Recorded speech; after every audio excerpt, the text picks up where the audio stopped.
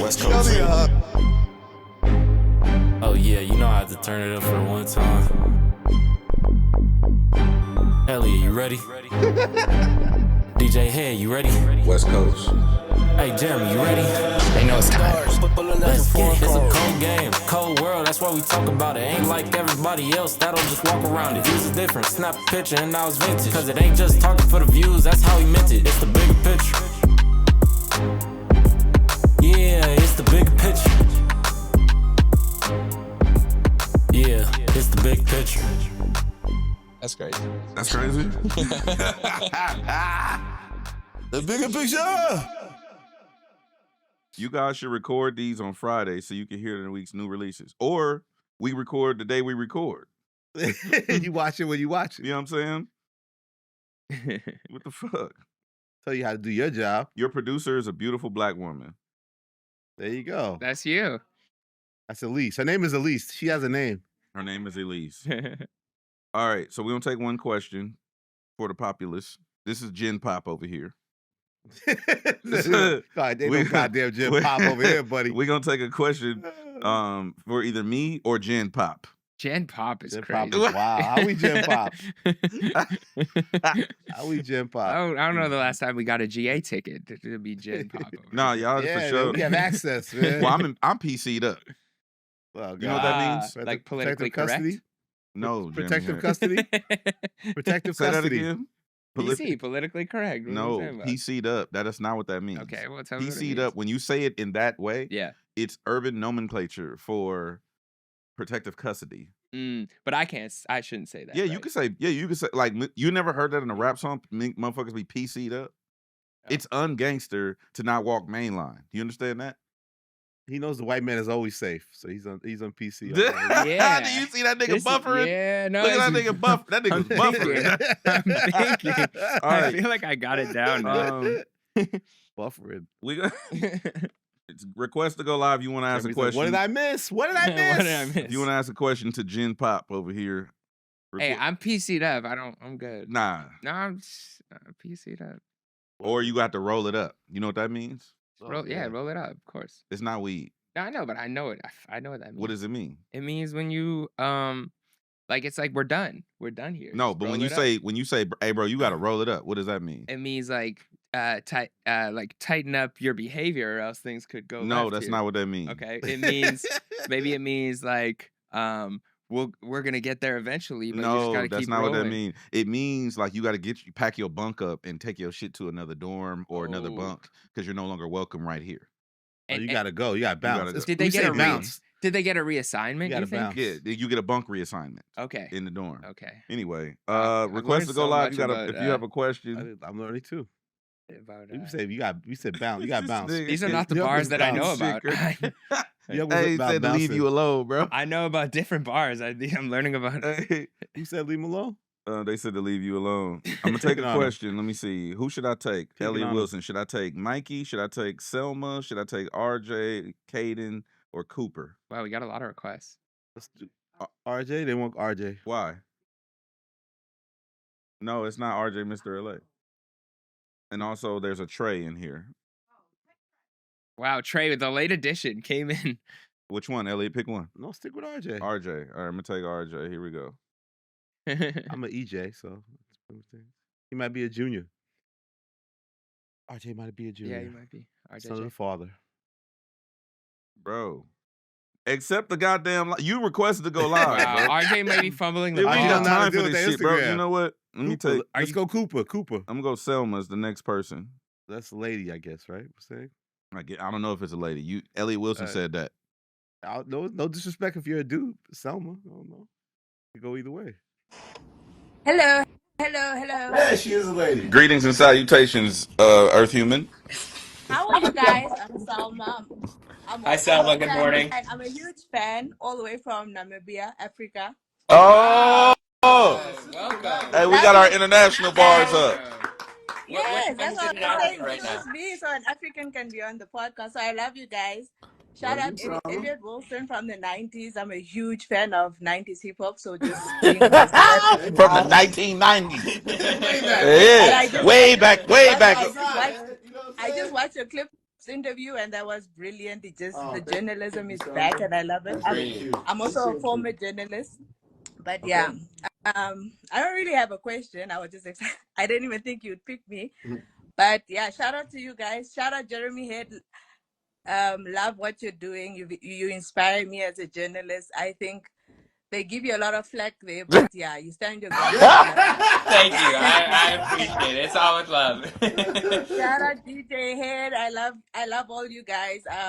Yeah, you guys are doing the things. Yeah, love you all the way from Africa. Can you think of any question you may have from a previous episode or hip hop question? Oh, I've watched since season episode 1. Wow.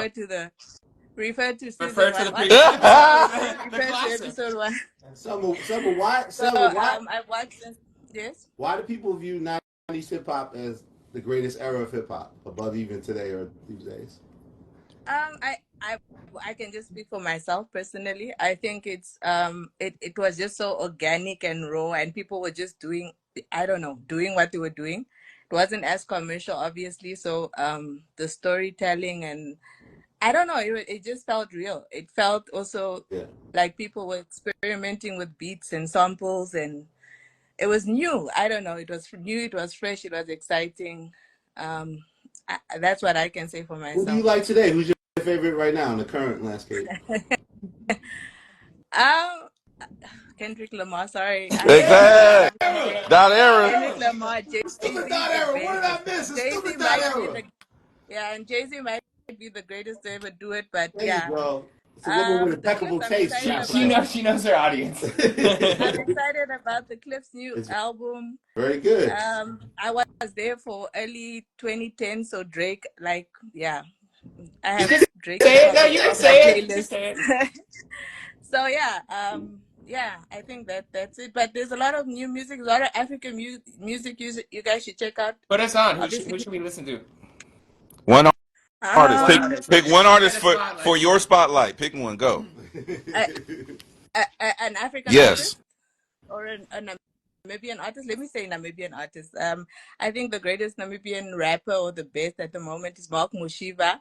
Wait. You're going to have to spell that in American letters. Mark in the Bible. On Spotify? We're looking up right now. Okay. I think you can look it up. Mark Mushiba, he's from a group called Black Vulcanite. Like Black Vulcanite, live long and prosper. Looking it up right now as we speak. Mark, wait, how do you spell last name? Mushiba? M-U-S-H-I-B-A. Mark Mushiba. Just Google it. Oh my God. Just Google. Oh, hold on. It's What episode is this? I can't believe I'm on here. So I can. It's cool. You're gonna see yourself in the episode. Don't trip. We're gonna put you in there, and Mark Mushiba owe you some publishing. Yeah. No, right. he Mark Mushiba. does. No, he does. Yeah, but listen though. If you've been watching since episode 1, we appreciate you. Thank you for rocking with us. And what country are you in again? Namibia. We're just above South Africa. Just above South Africa. There's Namibia.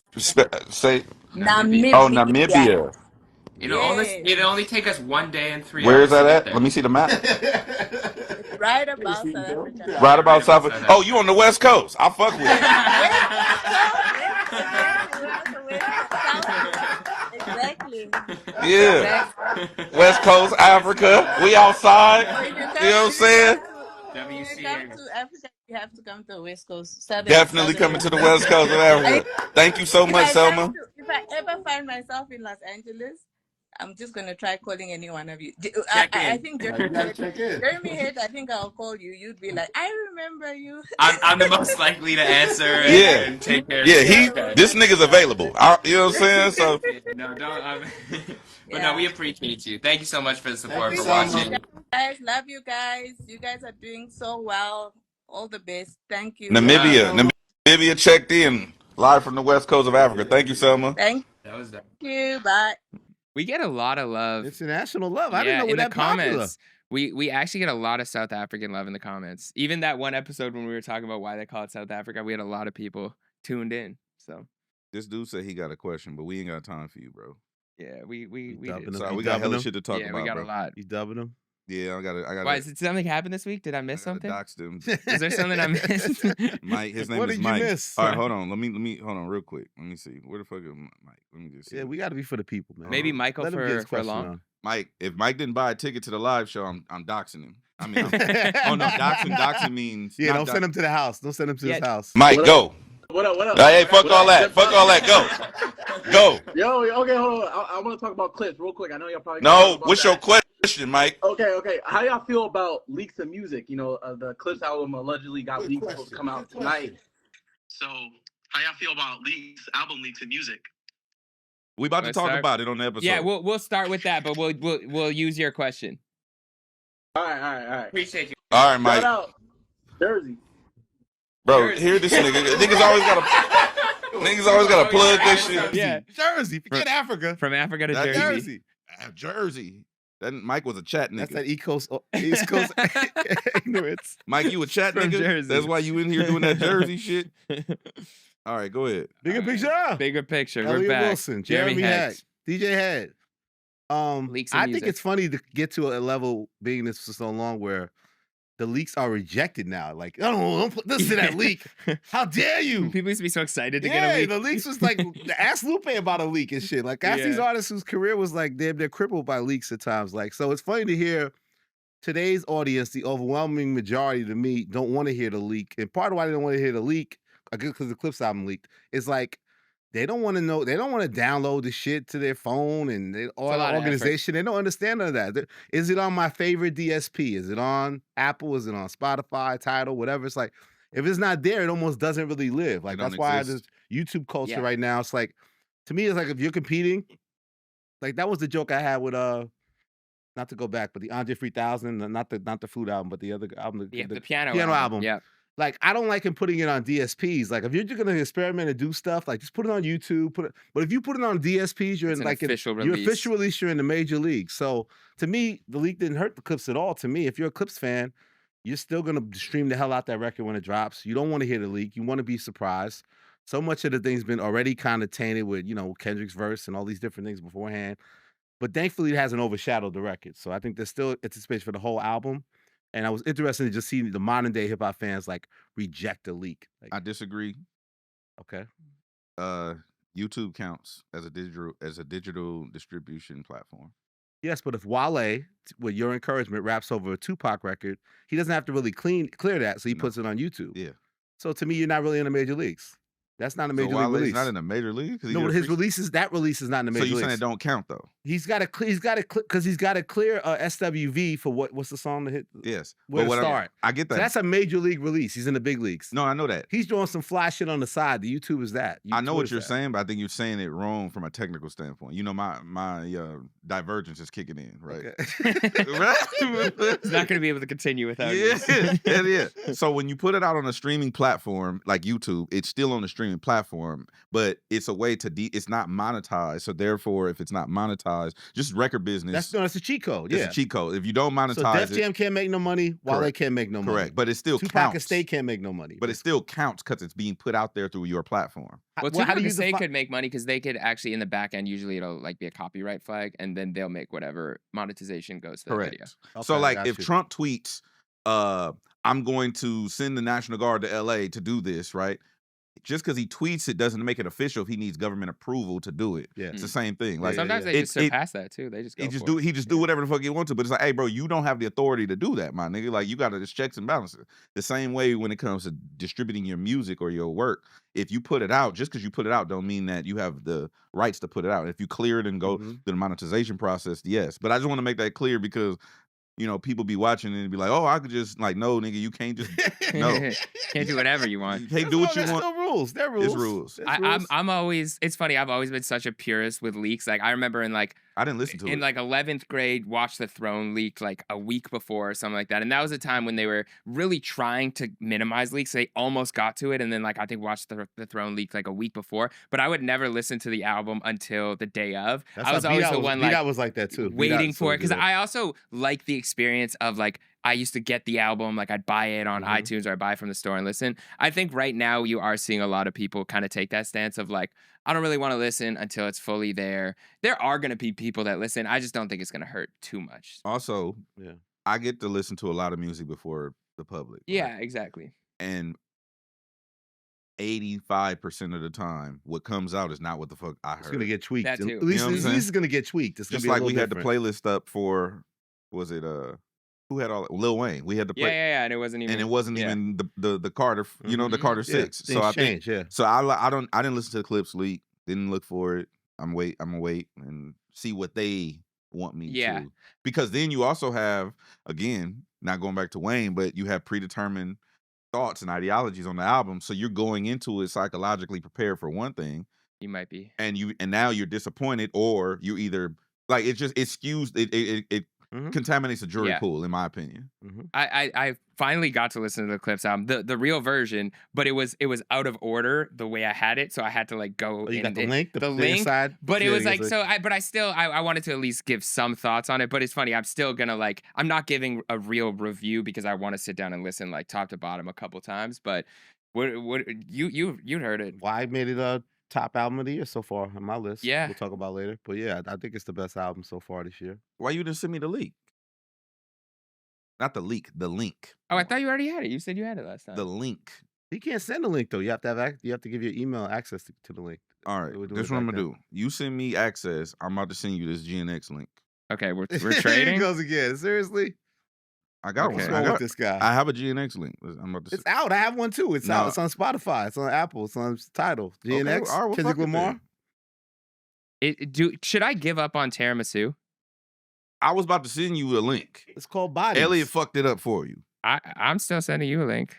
How are you sending the link? How you send people their album's about to drop tonight? How you this album? I'm not gonna listen to Thursday, July 11th. Okay, well. I think there was a few things that stood out to me that people will have probably dissected to some degree, but I think there's a couple things that people might not have noticed, okay? All right. So we're not ruining for anybody because they're going to watch the shit Saturday. Yeah, it'll have this shit by It'll then. already be out. Yeah, wamp, what it do?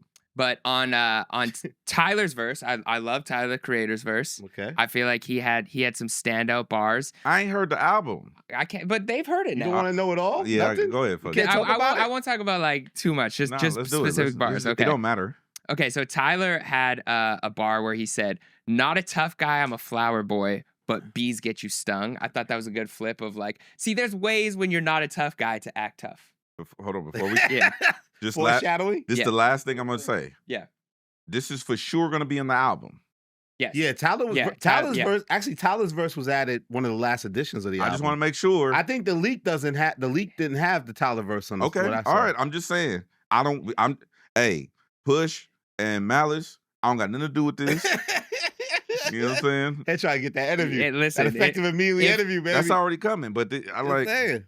If these are Tyler changed, spoke on okay. Pusha said to Ebro that Tyler's the #1 Clipster. He's excited that he's on the album, the whole thing. So okay. He's officially on the album. He said, "Push keep dirty white moving like mosh pits." Hey now. That is. You wasn't offended? No, I loved it. I stay out of those mosh pits. Do you see the dirty whites? Is that how you look at them also? Look at you dirty whites. I'll just say, my girl always say be like, Astro World. She'll always be like, "Those are your people." I'll be like, "I don't identify with those people." Sometimes you gotta step to the side. Self-hate. No, just sectioned hate. Like I love my people, but not all of. You look down on them because they may be Americans. Yes. Oh no! Thank you to America. Thank you to America for being here. You trying to get your paperwork right. Elliott doing the shit. Y'all got to get your paperwork right. No, thank you for allowing me to be here. On the song "All Things Considered," Pusha T said this. Curious what you guys think. All things considered. He said, "The snakes hissing, people writing statements, and they say they didn't. Dream of taking you down, the hate hitting. Want to show you around, but they J Princing." Hey. Now I'm not. I know that he said he's not, participating in that too much. Back to but maybe battle reflecting that ended it, that he couldn't engage further in. People were writing statements at the end of that battle. He couldn't take it further. And Jay Prince did do a whole press run about why. So I thought that was interesting. And then I loved Malice's verse. So Far Ahead was my favorite song. That was like with the gospel kind of Pharrell hook. I thought that was super fire. It sounds like gospel religious, but all it is saying we're better than y'all. We're so far ahead of you. No, I I thought it was going to be like a deep religious type of tone, but it's like so far ahead is just like we better than you niggas. Like, but we're so far ahead of you. Malice did bring it back to God, which I loved. He did do that kind of balance that I was talking about, where he said, "Ain't no referees up in heaven. Same hands that seen me whip work, I didn't turn them both into blessings." So I love Malice. He did do exactly what we talked about. He said it. He had a bar where he referenced that. He's like, "I'll show you both sides of my story," or something like that. He's been to Mason Beffers. Yes. That was one of Push's that favorite was lines, that. I love that line. And then Nas had a interesting bar too. He said, single-handedly boosted rap to its truest place.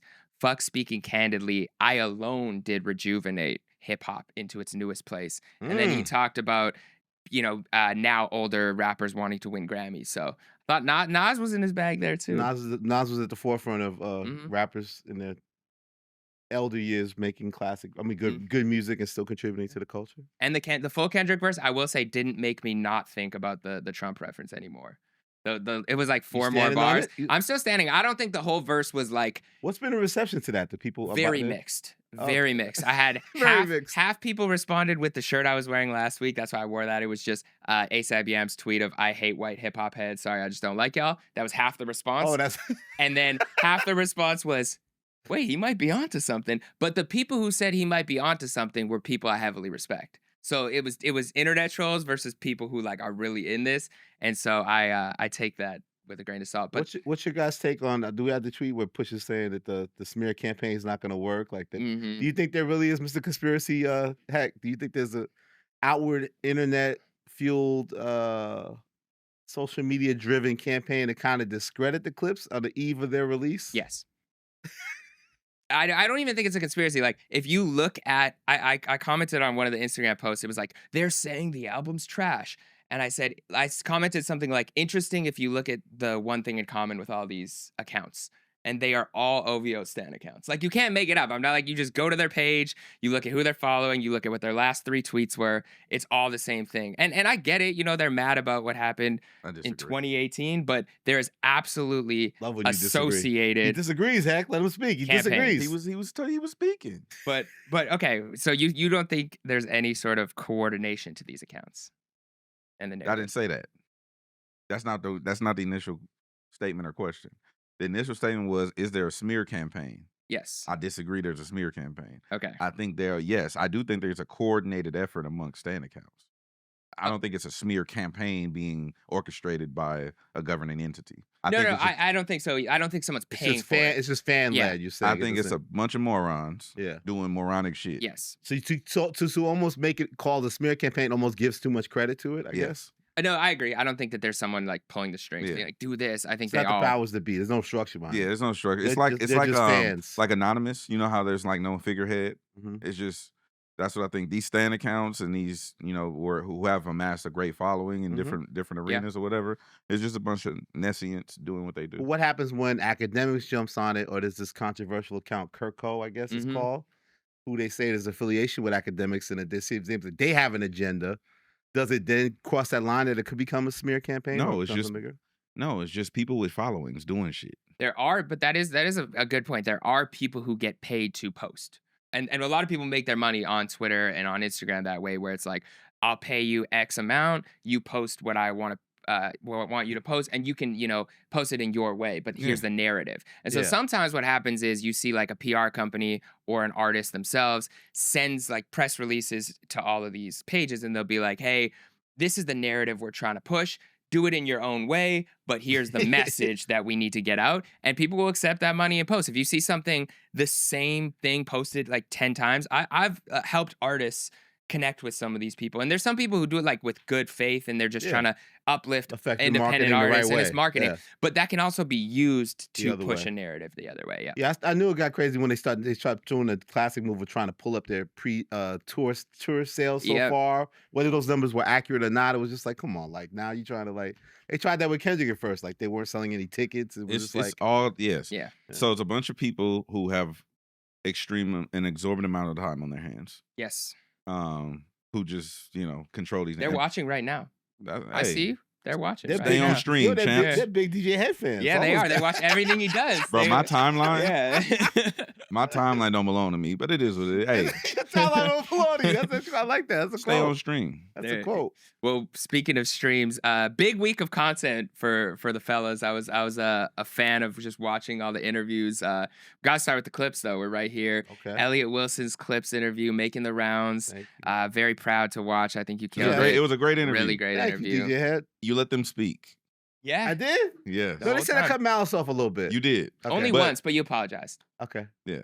Did I put the prayer hands? It's like, yo, I'm sorry, Mr. Malice. Sorry, guys. I don't want to jump ahead, but I do have a question about the interview. Go ahead, please.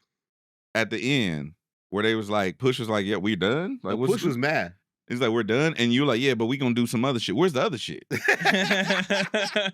Well, my guy Dion works at Rock Nation. We do like certain, like, he'll do like little side parts, like Jeremy Heck style, of like some sort of trend on the internet and ask those questions. So we have another like 20 minutes or so of interview footage, and I'll jump in and add something to that question, but it's more of just a random round of questions, not a direct line to the album itself. So that's what it was. So after we wrap an interview, we usually do like 15, 20-minute thing of that. So just we have like internet-friendly sound bites and stuff. So I got to check with Dion to see how he wants to roll it out. I was like, bro, what the fuck? That's what it was. No, we're going to do some other shit and then just cut off. I'm like, hey, what the other shit at? It's funny because like a post-credit scene. Well, let me get your take on this though, because again, we all love Pusha, right?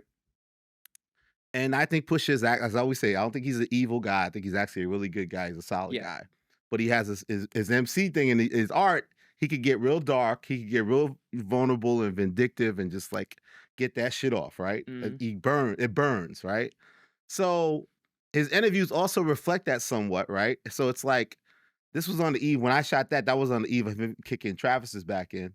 But I like to do it where we talk about it, but not really like just have to name drop the person. Like I love that the Kanye thing was about hating his leadership. Yeah. Well, he never really say Kanye like that or say Travis is a sucker, or Travis is a moron. This like I don't want the clip like that. I almost want to talk about it. And I think me and B have done a good job of it through the years also, where we get to the shits, but it's not like I'm just saying, well, DJ Hed can suck my dick. Like nobody's doing it in that kind of way. No, that's bad example. I did an example like you. My bad. See, I take it back. See? Example, yeah. Okay, CT can do it. Whoa, but he's like, God, I just play. No, you know what I mean. But not don't say the person's name and it's outwardly like.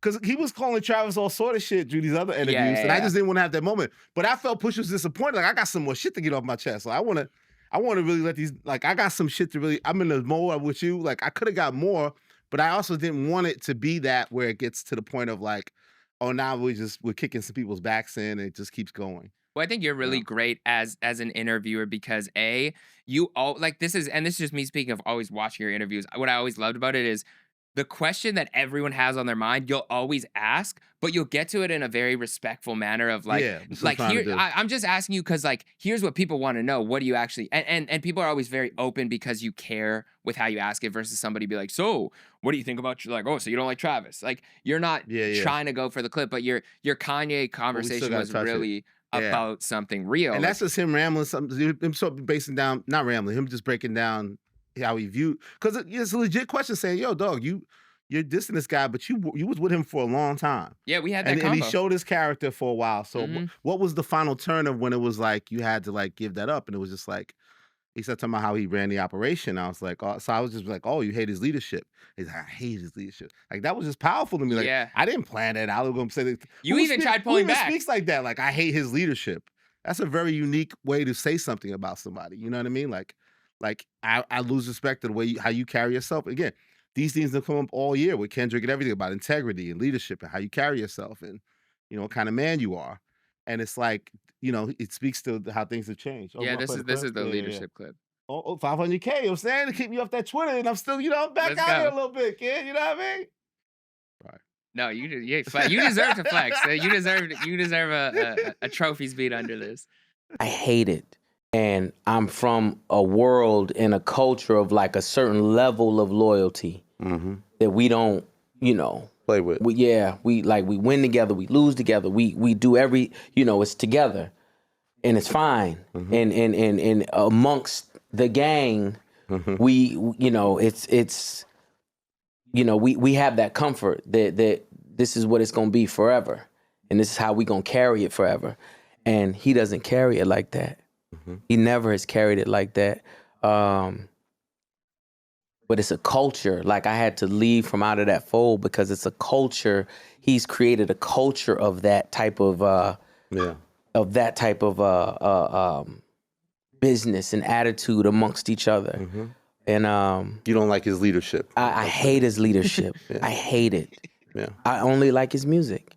Mm-hmm. I like his music. Like and I like we bond. We bond on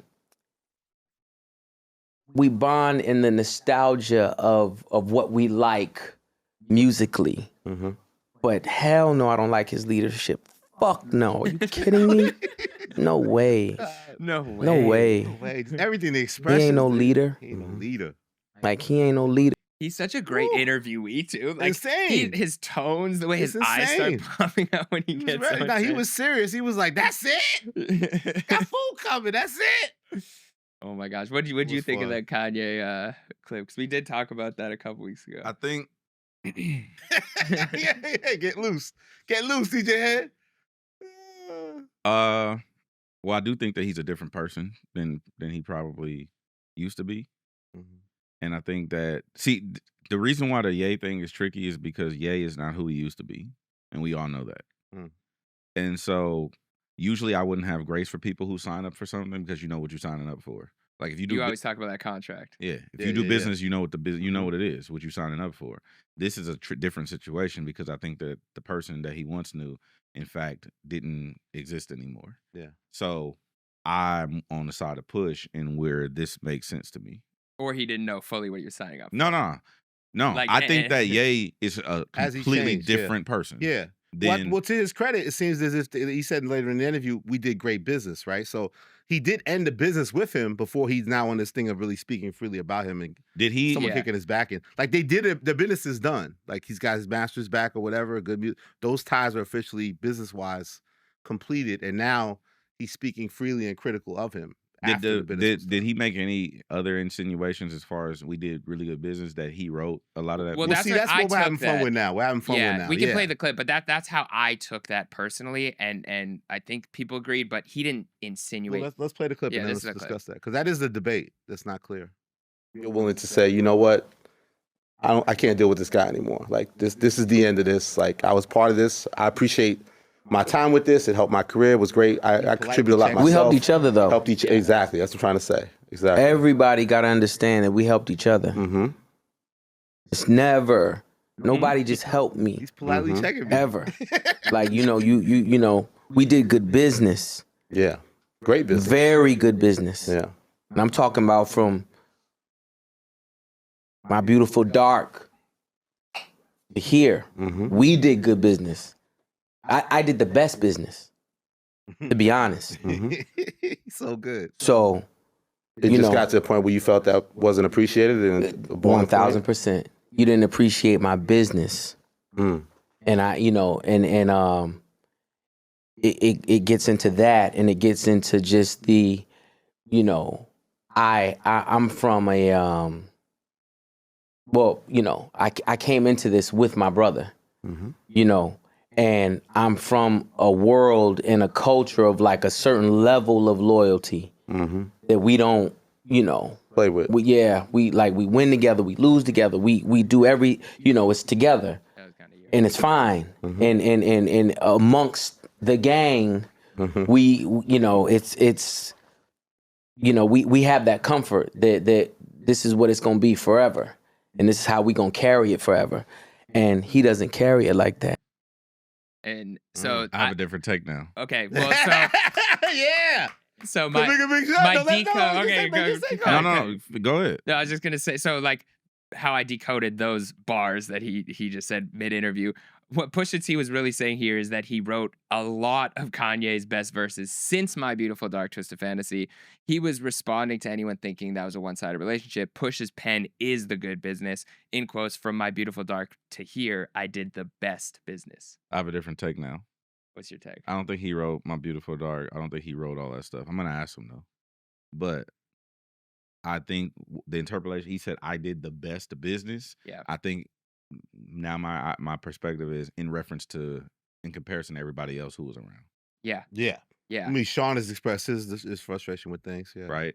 So I did the best business from my beautiful dark all the way up. Basically, like Sean has expressed, Ye owes him what, $30 million or some shit like that, right? Yeah. Okay. Push, I'm assuming he was president of Good Music, right? At one point. I'm assuming that there's business that is there outside of him being featured as an artist. There was, yeah, absolutely. Right? So I'm thinking out of everybody that was around, whether it be Chainz, whether it be, Tiana Taylor, like everybody that was there. He wasn't just an artist. He wasn't just an artist, but I did the best business, and I'm interpreting that as I still am either not owed, but like I haven't took everything that I probably could have taken. That's interesting too. You know what I mean? So there's another label, and we don't have to get into it, but there's another label who took very care of all of their artists when they decided to not do the label thing in that way anymore. Yep.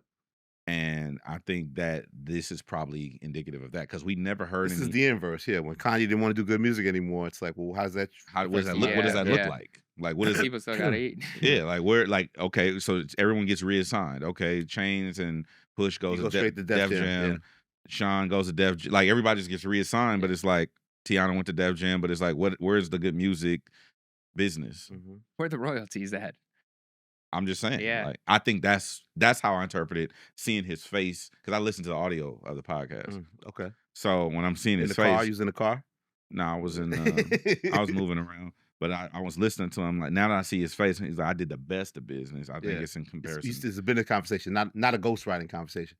You know what's funny? I do remember from early interviews, and maybe I could find it somewhere. Maybe it was off the Darkest Dawn album or the King Push, like one of his first solo. I remember always trying to ask him about Kanye, writing for Kanye. To me, his position was he never admitted to helping Kanye with any rhymes. Yeah. He never admitted that. He was, to me, whether it was accurate or not, he was clear on, like, he doesn't write his rhymes. Like, to me, that was his position. The later years now, we heard Life of the Party. There's a reference. We heard, some stuff from Donda that seemed like a reference from him. Some he didn't even use. So yeah, I wonder how much of it is really about ghostwriting. I think it's probably I agree with Hed that I think it's actually more about business per se. Well, I think it's probably both. I think the reason why I say like it was a writing convo too is because the way he like doubled down on that I did the best business.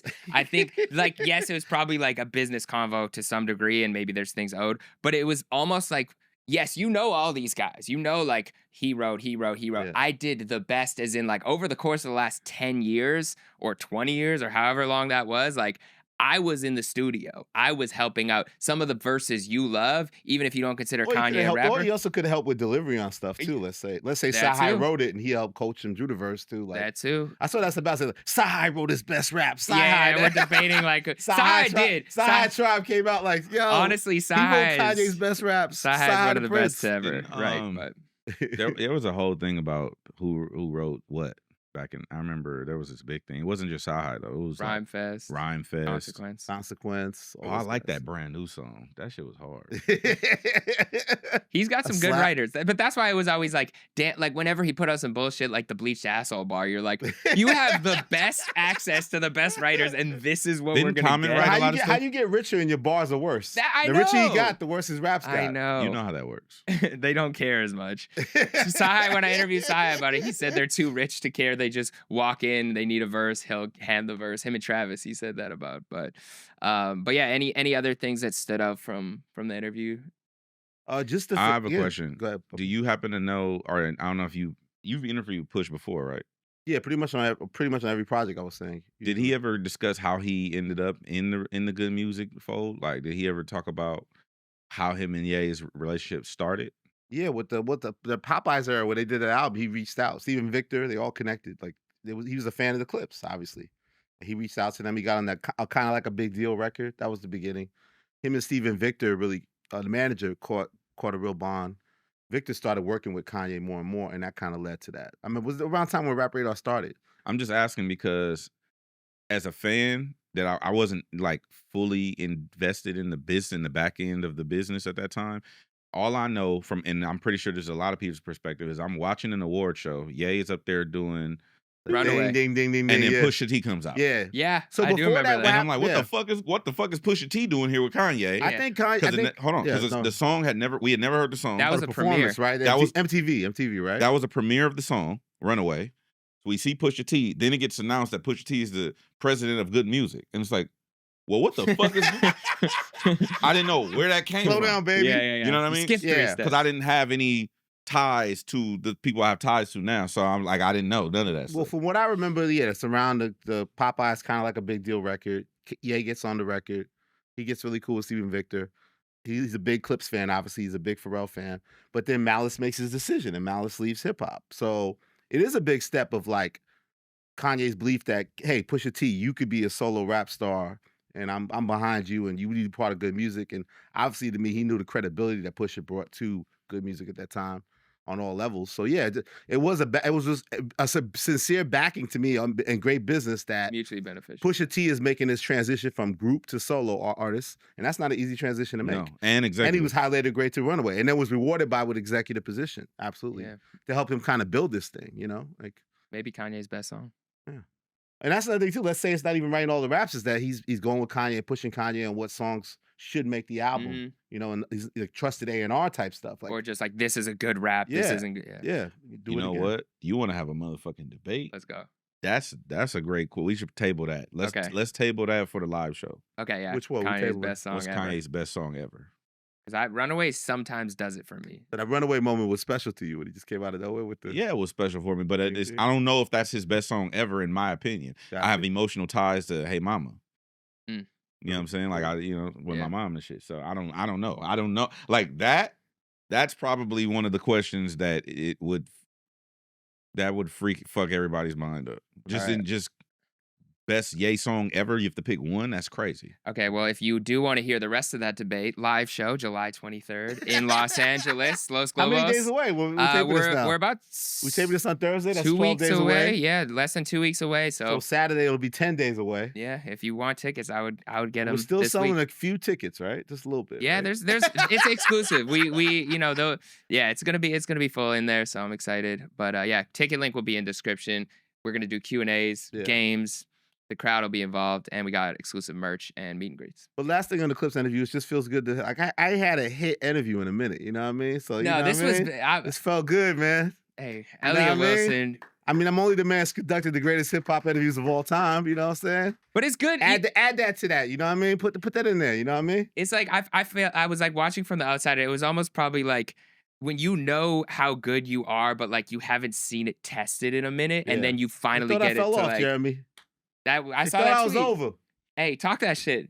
What did I miss? What did I miss, Jeremy? The Iceman is back. Over. The Iceman is back. I could be cold as ice. They thought he was done. Frigid. Willing to sacrifice. I could be cold as ice. People turn their back on you. At least, you. can I eat my cheeses on camera?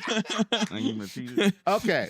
Let's get to it. This is the only reason I was able to feel so confident and not jealous of DJ Hed having a Wale interview with Gina Views. Oh my God. Is because I have my great Clipse moments. I can feel confident. Why would you be jealous? Because that was a great. Yo, congrats to you and Gina. I really enjoyed the Wale interview. That was fire. It was fire. But imagine if I wasn't hot at the moment. I might have crashed out. I might have crashed out.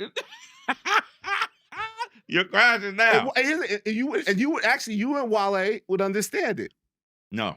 Yes, you would. Wale would. I would. Yeah, Wale would understand that.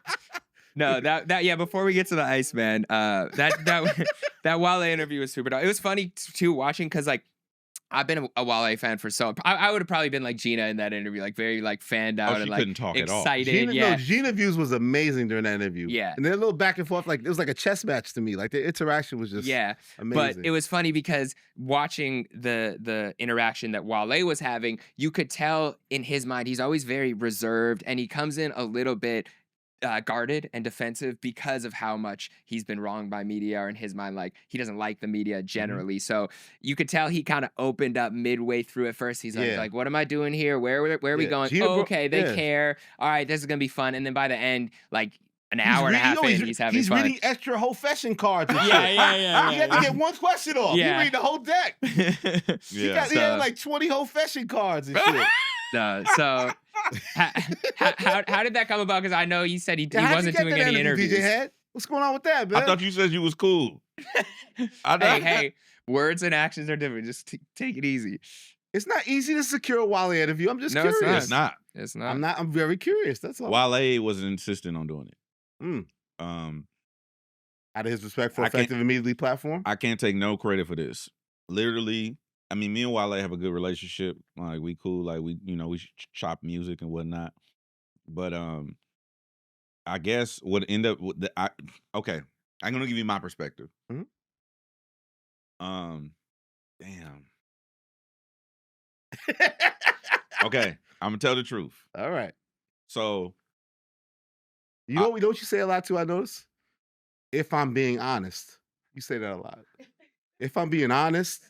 That means sometimes he might be not. Well, I omit a lot. No. I omit. Yeah. Refer to all previous episodes of the Big Picture. Keep going. Go. All right, so we're not mentioning names here, Elliott Wilson. Okay, so sit this one out. Okay. So, the president of Def Jam texted me and was like, "Hey, Wale would like to do some content." I was like, "Oh yeah, that's my nigga. Let's do it." He's like, "Yeah, but he wants to just do it with Gina." I'm like, "Bet." He's like, "All right, can you?" Yeah, I'll set it up. It's all good. Like, I ain't tripping. Like, Wale's and Gina View's top 5 all time. You know what I mean? Yeah, of course. So, like, I know what this means to her. So I'm like, and it would be for Effective Immediately. Yeah, I mean, it could be. It just Wale knows how hard Gina has been going for him over the whatever the duration of time is. She's a stan. Even more so than me. So it was like Wale wants to do it with her. I'm like, all right, cool. Then I think I talked to Wale or I talked to somebody else. It's like, nah, he wants to come on the show, like with both of you guys. So I'm like, oh, okay, cool. Then scheduling, he was shooting videos. We had to reschedule like 3-4 times. I was like, nah. He was like, I'm pulling up. Like, I got to do this. And then I think he had to jump on a flight the next day to go out of town or whatever. So he pulled up and he was just like, I was like, is there anything you don't want to discuss? I'm not the gotcha guy. Like, I don't do the clickbait. Like, he was like, man, let's just talk, see where it goes. You had never interviewed him before? Never. Right. Well, I may have interviewed Wale one time when I was at the radio, at the other radio station. But it wasn't this, because I don't look at those as me, because Kev talks how you talk a lot. Hogs the mic? Not necessarily, but he, I was doing a lot of interviews with Bootleg Kev, and Kev is used to being a solo act. So, he's got a Clipse interview coming too. Yeah. So, that was a thing. But yeah, I don't necessarily know if that would be the same thing as me being able to dictate the pacing of the conversation. Absolutely. I like the pace. I like my show, Effective Me with Gina, because we have good pacing. And it's not just like, a lot of times when you do interviews, they be like, oh, you got 30 minutes or you got 20 minutes. Well, radio, you do have 7-minute breaks and stuff like that. Yeah. Right? So it's not the same thing. So we obviously, as you saw, we had the hour 45-minute interview. Same. Anyway, that's how it kind of got set up. Asked him, do you want to talk about anything? And what did he say? He was like, let's just talk. He was clear when he didn't want to talk about something. Yeah. The Solange question, he's like, yo, Gina got that one in? That was a long time ago. Let's go to the next question. So he said, Twitter said. Yeah. I mean, TikTok said. Yeah. that Lotus Flower Bomb was about, Yeah. He was like, that's what TikTok said. I did really like the clip I put of him giving you guys props. We have to play that. Well, we have to. There's a few things. First, play the one where he's just like shouting out Hed and Gina. I didn't see this clip. Oh no. Sorry.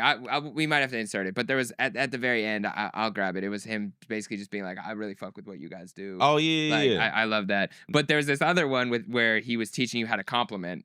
What did this mean? Okay, so this is some behind the scenes. So what he said, blame at DJ Hed and at Gina Views, and then it was the song, that freestyle he dropped, and then it was a couple pictures. Sean Marion, great form.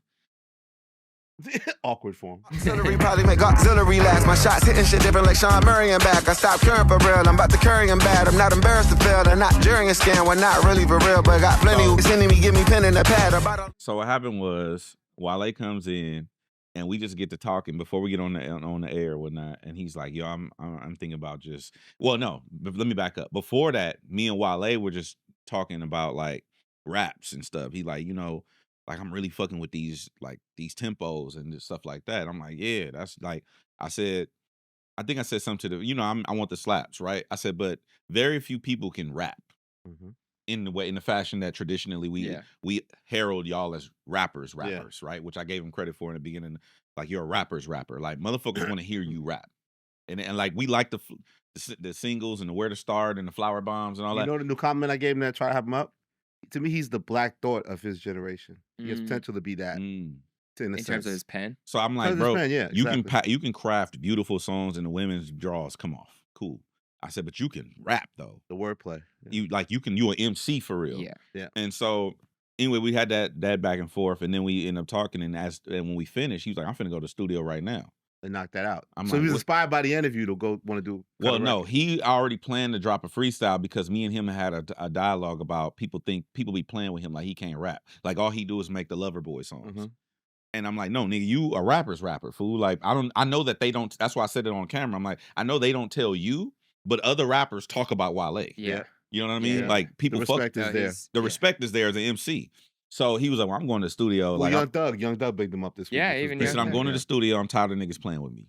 I'm finna go rap. Like, I'm not finna make no hits. Gina's standing on her chair. And she like, well, I want to go to the studio. He was like, so we get off the air. We finished the interview. He's like, I'm literally going to the studio right now. I'm gonna do this because I gotta go.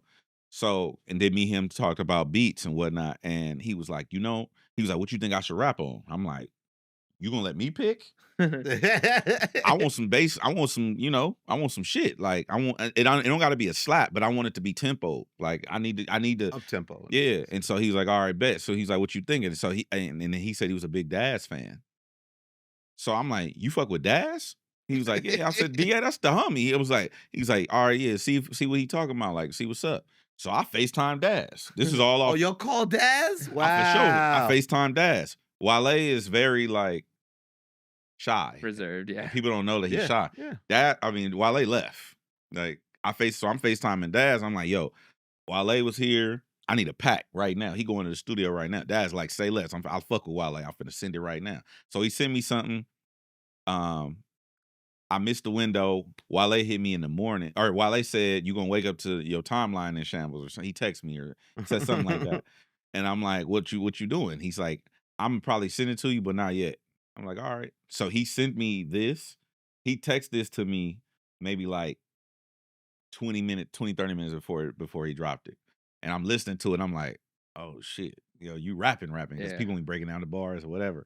And so basically, when he said blame DJ Hed Got views because we was putting the battery in his back before he left the studio. Yeah, like, bro, go rap. Like Gina's like, I want you to fucking rap. Cut I it want tonight, you. yeah. I get that. Like, I like my songs, but I want you to go in there and like bar up. So he was like, all right, bet.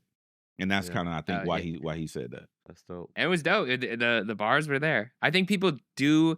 It's because Wale's so intricate with the way he raps. Like, he's very like, you need to listen twice usually to get. I had to run it back 6 times. No, I've encouraged him. He should put acapellas out. It's that intricate. His wordplay is that intricate. He flows with the beat. He should show performance of him laying the vocals down. Like, he has to show the process a little bit more to me because he gets frustrated because lines get lost. But it's impossible, damn near, to catch everything he says. The intricacies is all his bars. So, I think that I don't think people be mad at acapella. I said I got to rap nerd this shit out. Like, let's show the process. Give us some acapellas at times. Like, you have to show they don't catch every line. Yeah, so you got to stop being frustrated by that. You have to figure out because some people are very good at. Some people get credit for how overt their punchlines are or their metaphors, where it's like, this isn't for the super rap nerd to catch. And Lupe always talks about that. He gets mad at other rappers for getting the credit that sometimes he thinks the super lyricist should get. But theirs, you need to like a Lupe or a Los or a Black Dot or a Wale, you need to go in and like listen 4 or 5 times, which we're going to do, but the general public might not do. So the general public isn't going to give the credit. Yeah. So I think also too, like, I think to Elliott's point, what helps is reading lyrics, but that's some rap nerd shit. Yeah, we're gonna do that. Because I had to go after I listened to it a few times. I'm like, man, fuck this shit. I just went and Well, listen to it while you're reading the lyrics. Yeah, exactly. Back in the day, we did that, kids. Yeah, like, because it's different schemes. He rapping fast. It's like, bro, double entendres and like So he's I think Wale is now having this depth of conversation because we cool like. He always gave me. So you didn't expect to get an hour and 45 minutes or so? Hell no. Well, you've been having with a good half hour, 45 minutes? 45 minutes. I thought we were on 45 minutes or whatever because he did say he had to go to the studio, but he ended up being like 1:45 hour 45. I'm like, damn. When we finished, I was talking to my engineer, the homie Avery. I was like, yo, he's like, it was an hour 40 minutes. You're like, damn. Oh my god! But it just flew like so. Yeah. Well, there was a funny part too where he taught you how to compliment. Oh yes, also giving advice. He's a counselor. Wale, that's my favorite part. That might be my favorite interview moment of this year at anybody's interviews. Wale is pretty smooth with his bars here though. DJ Hed, need a little help. Need a little advice. Two of y'all who talk to women, you could say anything and the girls just be speechless, right? It's you and Drake. Y'all the two niggas. You just say something and the girls is like, the girl, did you hear what he said? Nah, because it's thought though. There's thought put into that. I'm not saying there's no thought on your I say, I can't just be like, yo, like, hey, like it's 8 o'clock. I'm pulling up. What's up? Like, you know what I'm saying? They're gonna be like, nah, it don't work like that. Like, how much you want to bet? She be trying to coach me because she say I say stupid shit to women, right? You do. What you be saying? Stupid shit. I just say honest things, but I use different words. Tell him the way you ask for pussy. Would you like to engage in coitus? Coitus. Yeah. They need a thesaurus. You see what I'm saying? Tell him the way you ask the girl in the DM to dinner. Would you like to go eat simultaneously in the same environment? See, they sound like you're trolling her. And he don't call them dates. He call them business meetings. I mean, it's like you're trolling them a little bit. It's not. Would you like to? Is already like it's in a novel or something. Like you know what I'm saying? Like, would you like to? Perhaps. So give me the Wale translation. I'm gonna say something that I've said to a woman, and you translate it how you would say it in a record. I don't have game now. That's cat. I said to her, I said, you stimulate my amygdala because your face is aesthetically pleasing. Right. There's a lot of syllables. I would have simplified it. Like something about you make me feel alive. Like. Oh shit. See what I'm saying, bro?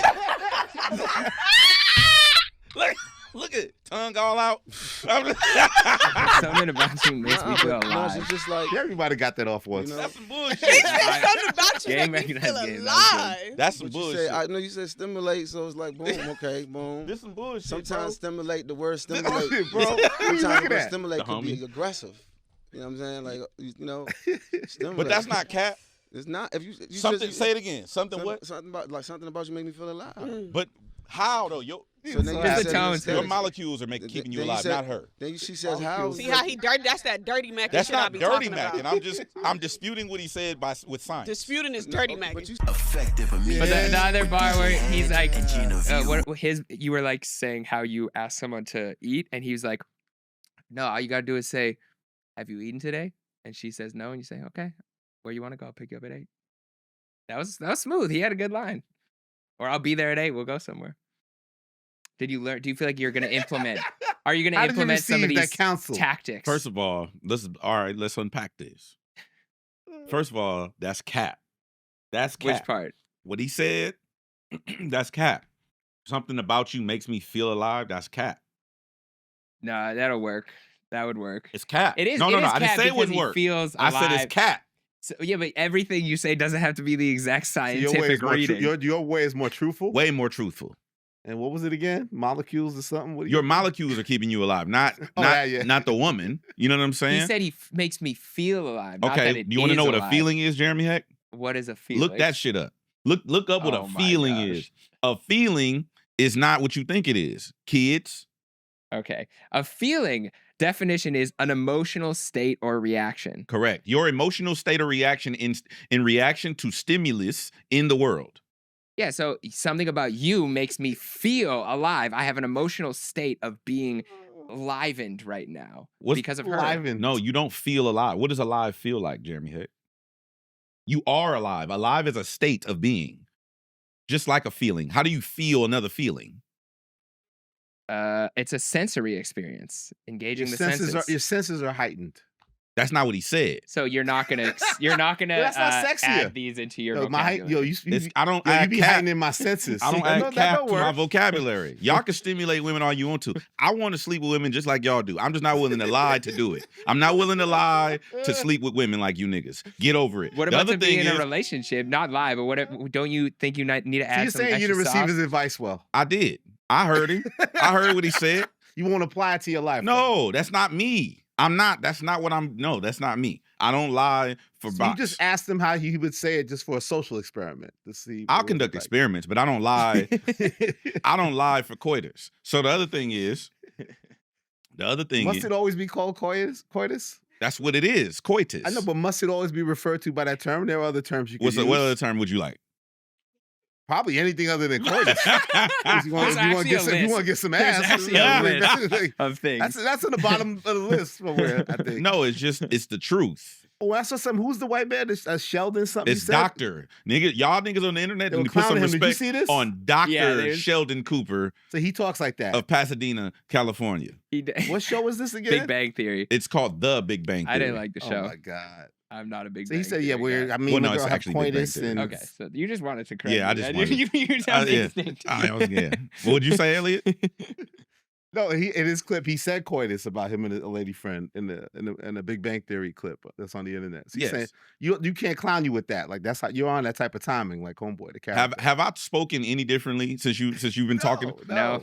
I was amazed. Glad that you asked him how he would say it in his language. That's a great moment. So yeah, we do these. I do what we do with R&B artists. It's R&B translator. I'll say something that is probably not sexy, and then we have the R&B artist say it. It's amazing how I should probably say it. Yeah, but then what if you took what the R&B artist translated and you used that to the woman? It's not a lie. It's just a different way to say things. Wouldn't that still be okay? It's a lie because I'm misrepresenting myself. You don't want to. So if a translation came out, so is there a way for a translation to come out that you feel truthful, and then you may use that one day, or it has to feel if you truthful? find me if you find me a tactical way to say it that is just as honest, I will use that method. Don't use grok. I don't know. I'm just saying, don't use. He'll give you a crazy. But I'm just saying, if you misrepresent yours, go ahead, Jeremy, read it. You gotta read it. I can't see that. Coitus, a delightfully awkward dance performed by two consenting adults, often resulting in giggles, exhaustion, and perhaps a new human. Wow, that actually sounds like that's the not. way you would describe that's it. not the act. Look up coitus. That sounds like how you might say it. That's the staff trolling me. That's the Urban Dictionary. That's the Alex definition? Yeah, that's some bullshit. Okay, this is the dictionary definition. You're misleading kids.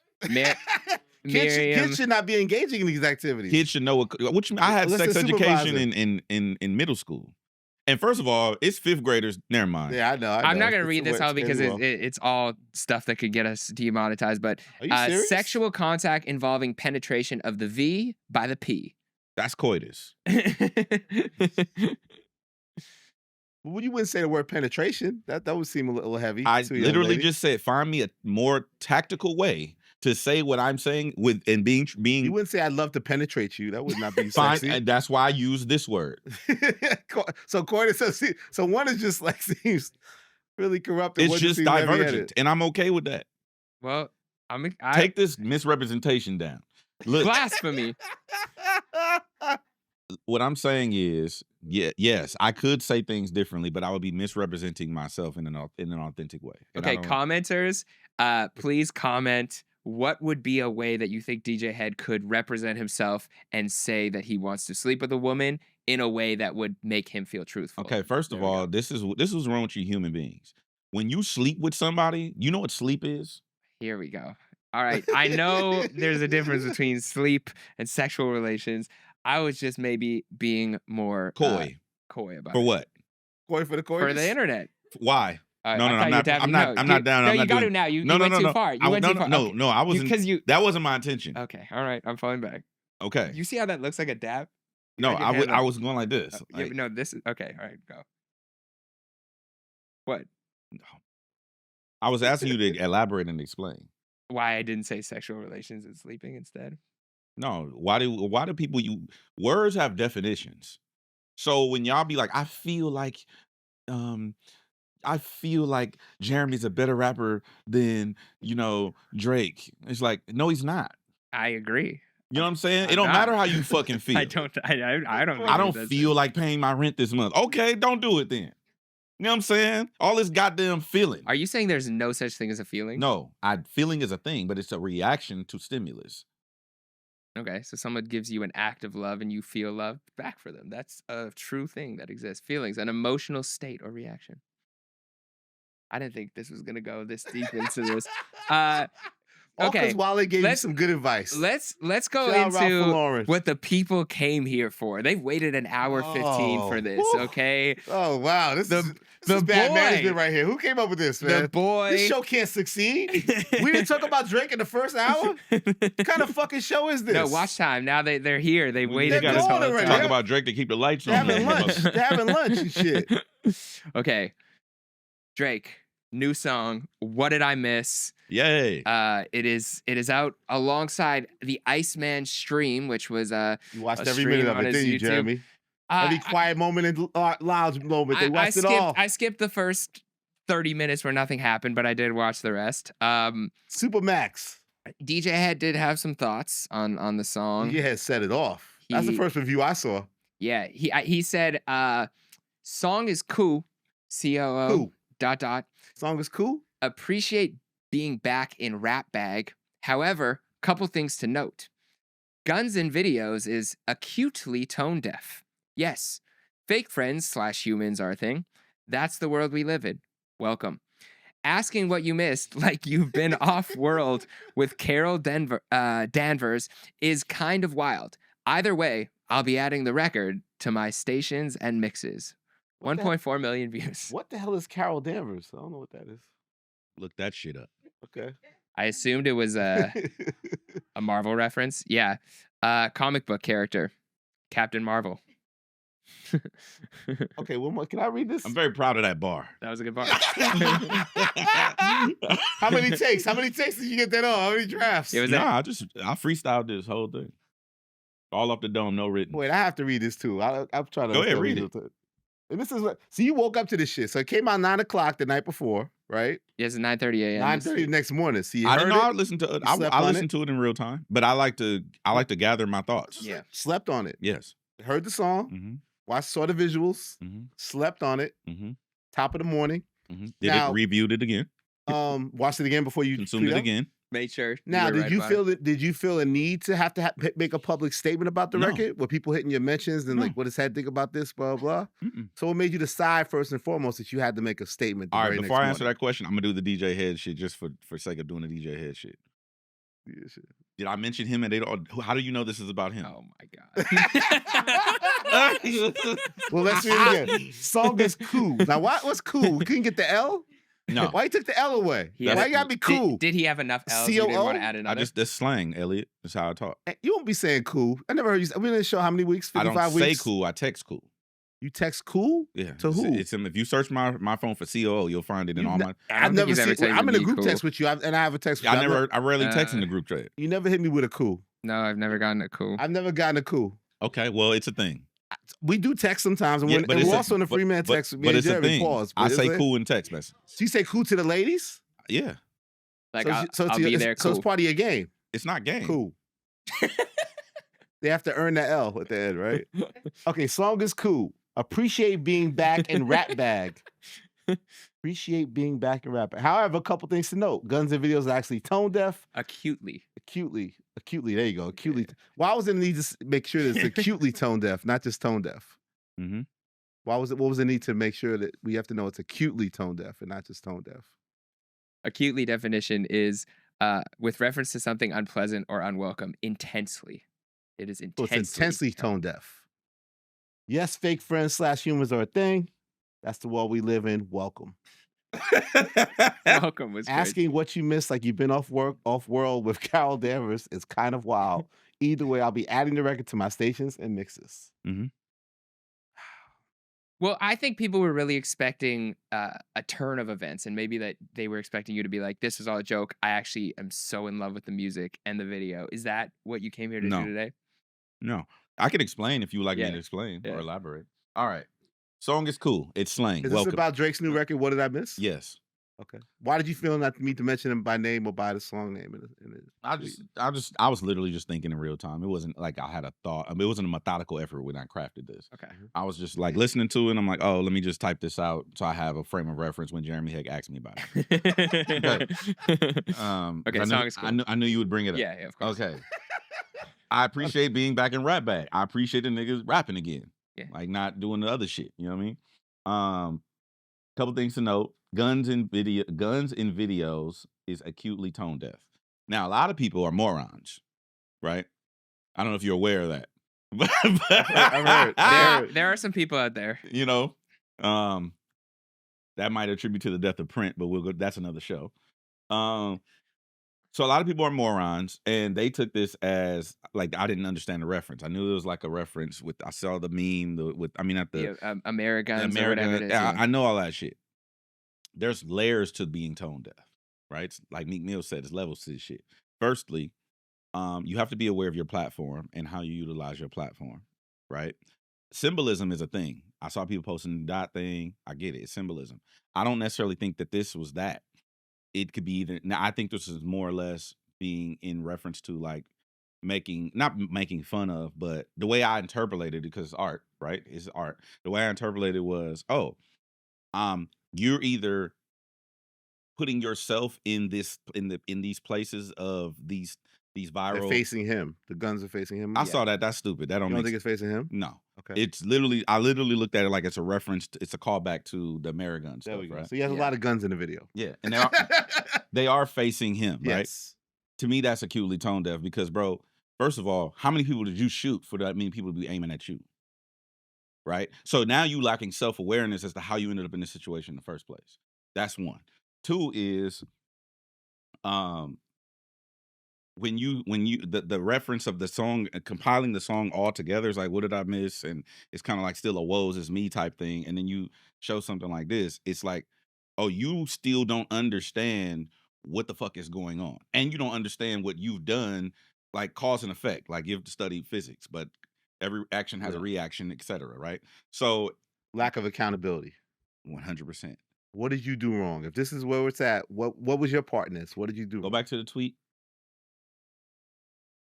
But he's got a firing squad facing him, man. Yes, fake friends, humans are a thing. That's a thing. Yes. Sure.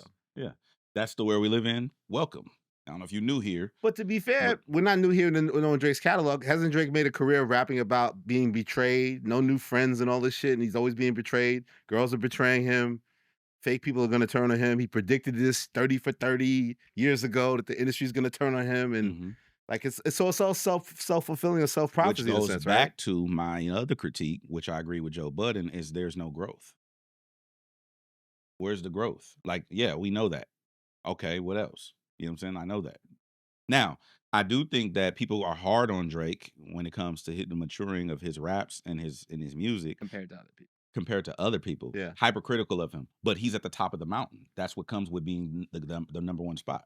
You're going to get hypercritical. Say he's in the number one spot again? No. The dot era's over? No, I'm saying. If this goes number one, is the dot era over? Sorry. I'm saying that. I have questions. I'm saying that he's been in this spot for so long and still is. I don't feel bad for LeBron James winning 3 championships or back to back. You don't think about the ones he lost. It doesn't. Yeah. I don't feel bad for you, my nigga. You're number 1 or 2 or 3. I don't feel bad for you. Let's move. Let's move on. You know what I mean? That's what I'm saying. So welcome. I don't know if you're new here. And asking what you missed, like you've been off world with Carol Danvers, is kind of wild. So Carol Danvers, Captain Marvel, left Earth. After the events she had to go. She was sick of it. She had to go save other planets and shit. Okay. So she ping-ponging through the universe, saving other planets, and left Earth defenseless. And she was off world for a long time. And when she came back, all hell broke loose. She's like, what happened? You know what I'm saying? Shout out to Carol Danvers. Either way, I'll be adding the record to my stations and mixes. I added it. Have you played it yet? Yeah, it's in my radio station. It's in my mix. It's in my I added it to FYI playlists. I saw you packed the bag. You're going somewhere. You're gonna go where it's a place where you could play this record. Yeah. Next couple of days. Yeah. You gonna play it? I'm gonna play the record where I'm going. So that's one side of the take. We had we had the complete opposite. We had Elliott giving this the number 2 spot on Songs of the Year, and That's you said crazy, this is by the the way. best song That's crazy. post battle. What was your That's feelings? crazy. Elliott FaceTimed me. Him and Rory FaceTimed me right after the song Why dropped. Rory got me put out here? Okay. Him, Elliott we FaceTimed me, and we were talking about the song right after it dropped. But you seem to be excited about this. Is it super crazy? It's acutely crazy. So it can't be one of the top 10 rap songs that came out this year. That's like saying the album's classic 2 days after it come out. But if the deadline was still the deadline, I had turned the piece in Friday. So your deadline, my top 10 songs, top 10 albums of the year so far, and it wasn't going to run till Monday. That comes out Friday. It came in before the deadline. I think it has to be considered. Now you may say it's too high at number 2, right? You can say that. But what if I put it at number 10? Is that controversial? Is that fine? I think say I put it at number 10. You're saying it should be disqualified because it just came out. You're giving a deadline to it. I just want to know, how much time do you need to digest something before you call it the best of the year of something? I can digest things quickly. It's your opinion. When I got Hypnotized when I was at the Source as a Sure Shot single, and I reviewed it off a Clue tape, I put it at the top of the hip hop Sure Shot singles area. Hypnotized was number 1. And I thought it was going to be a hit record, and it's become a hit record. This is coming from the guy who does album reviews off of 15-second drops on Spotify. No, I thought it was a dope record. I hated people dismissing it like, oh, it's cool and this, and he shouldn't rap about this anymore. It's like, tell your truth, King, as you would say. His truth is his truth. This is the gift and the curse of Drake. Drake he's always the one done wrong. There's a lack of accountability throughout the catalog. Yet we still fuck with him. And if if it gave me the feel of we made it, trophies, that bag where he's kind of in this triumphant kind of, I got to get it together, I'm still the man type thing. He obviously misses being at the number 1 spot. I still consider it the dot era. Even if Erkin goes number 1, I still consider it Kendrick as the dominant force. And it bothers Drake. And Joe Budden had a good point mentioning Joe Budden, where he was like, when I hear the song and I hear the let's go, to me, he's almost hyping himself up. Like, I gotta get back to this shit. Like, it's important for Drake to feel like he's the dominant force in hip hop, and Dot is taking that away from him. So also when people say, I don't like Drake with the melodies, I like Drake when Drake raps, right? I just want Drake bars. Like I was saying to you before we got on air, it's like, if you're gonna rap, I think it's hard if you're rapping. Inherently rapping and rapping hard is rapping about how you're better. The core of rapping is rapping about how nice you are and how better than you are to everybody else. So it lends himself that it's gonna be hard for him to not say something that doesn't reference a feeling of he's talking about Kendrick or other people that he fell out with. Like, that's rap. Like, it's going to be part of it. Do I want the whole Iceman album to be about how he was done wrong and everybody turned him? No, it has to show more dimensions than that. But I do think that's easier when you write the melody records to not go into that zone. But if you get back into your rapping thing, it's like, you mad. He's still mad. He's still in the battle. He's still in the battle. He's in the lawsuit. The Super Bowl happened. The Grammys happened. Like, world tour. The world tour. Dot's on a world tour. Germany. Dot's on a world tour with Solana.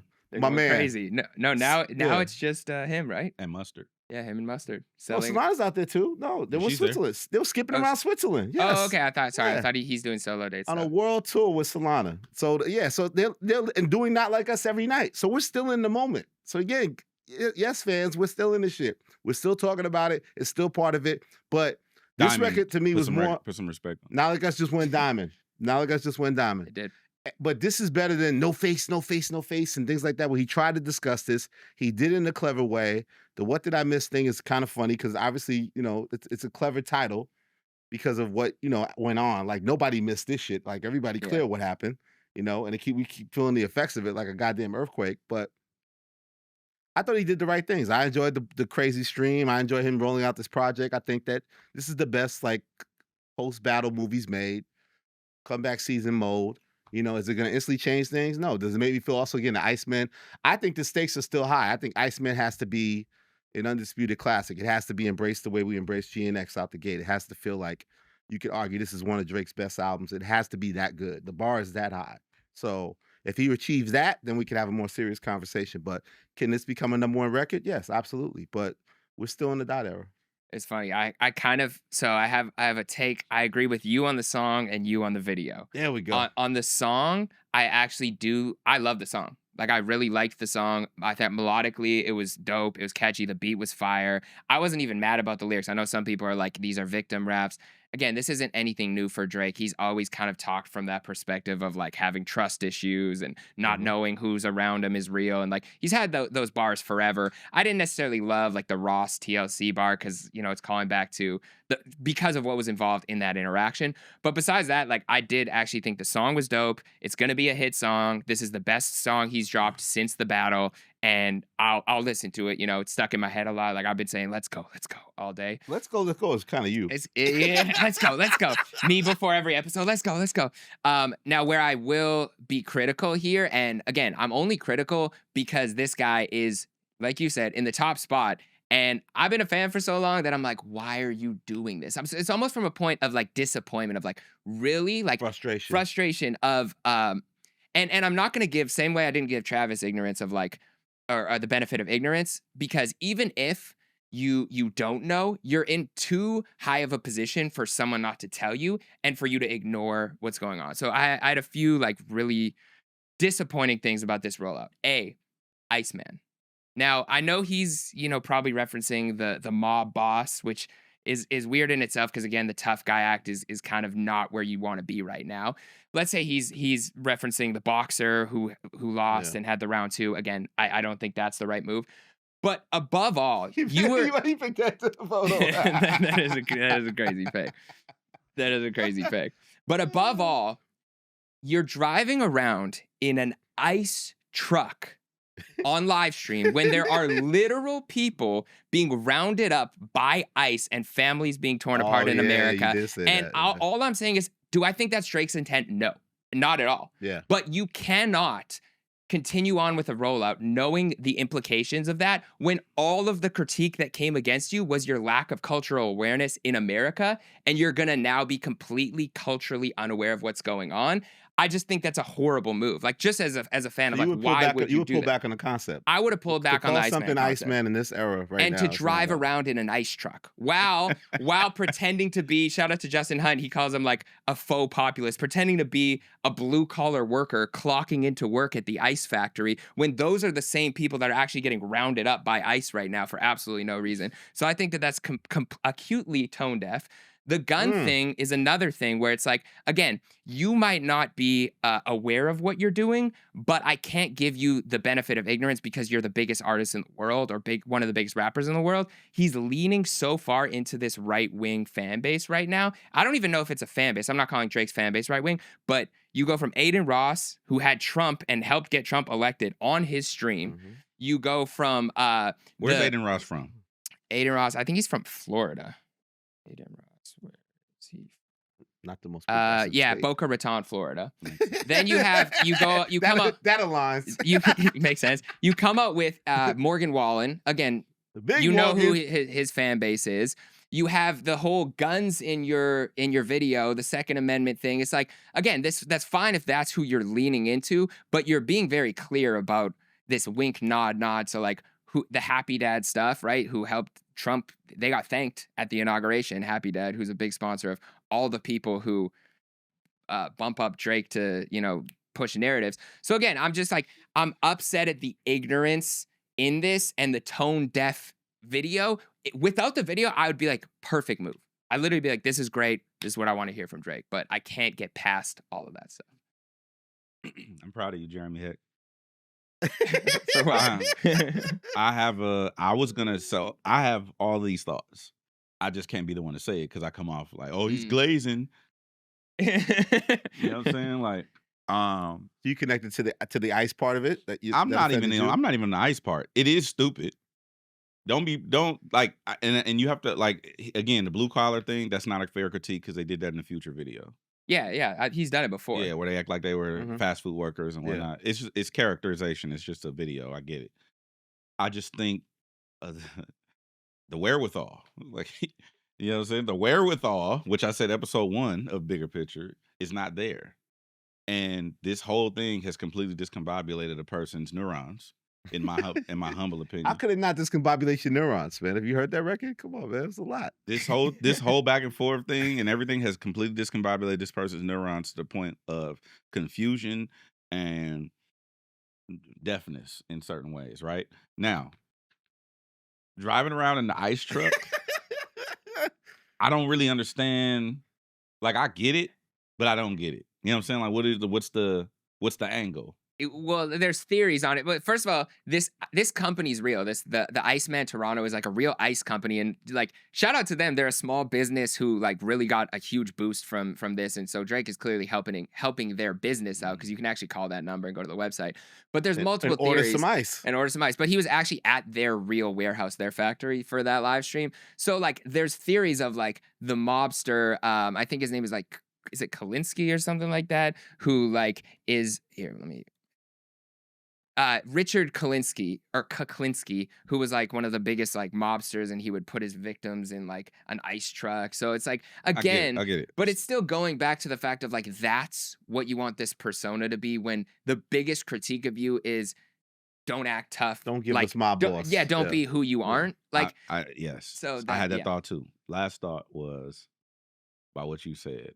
Literally, I connected those dots. The right wing perspective, the Aiden Ross, Nescient shit, the Morgan Wallen thing, like, and I would love to get your take on this, but I have a very, very controversial take that probably is not for public consumping. Oh God. Oh, one more. Let me add to the right. So the Hells Angels too.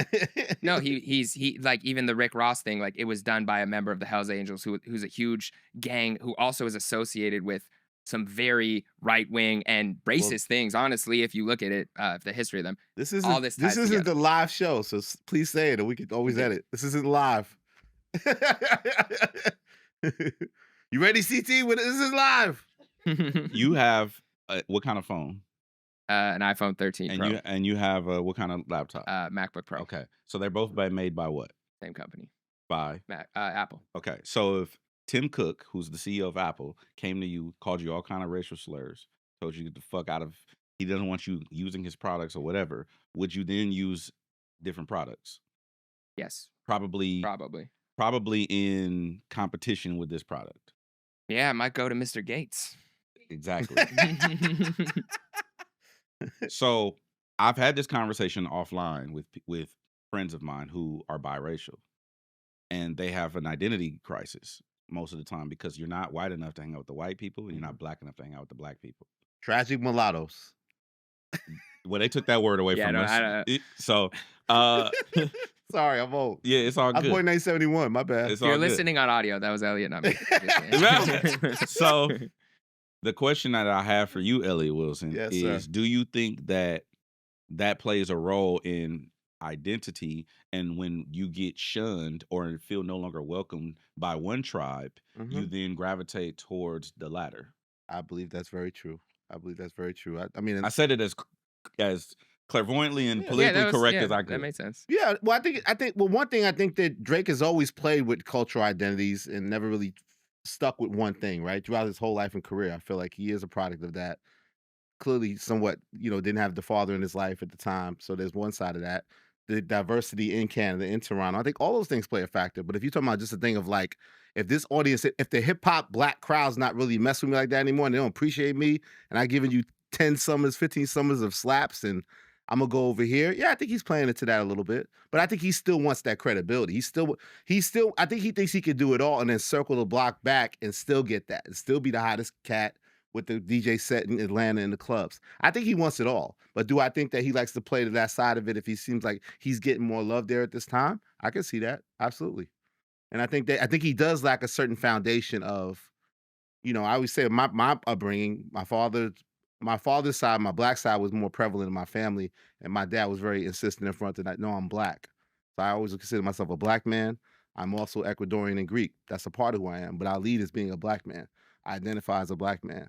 And I took it the extra way of defending it, calling myself YN and yellow nigga and all these things extreme to just show you this is who I am. I'm not trying to pretend or get validation from that crowd. I'm that person.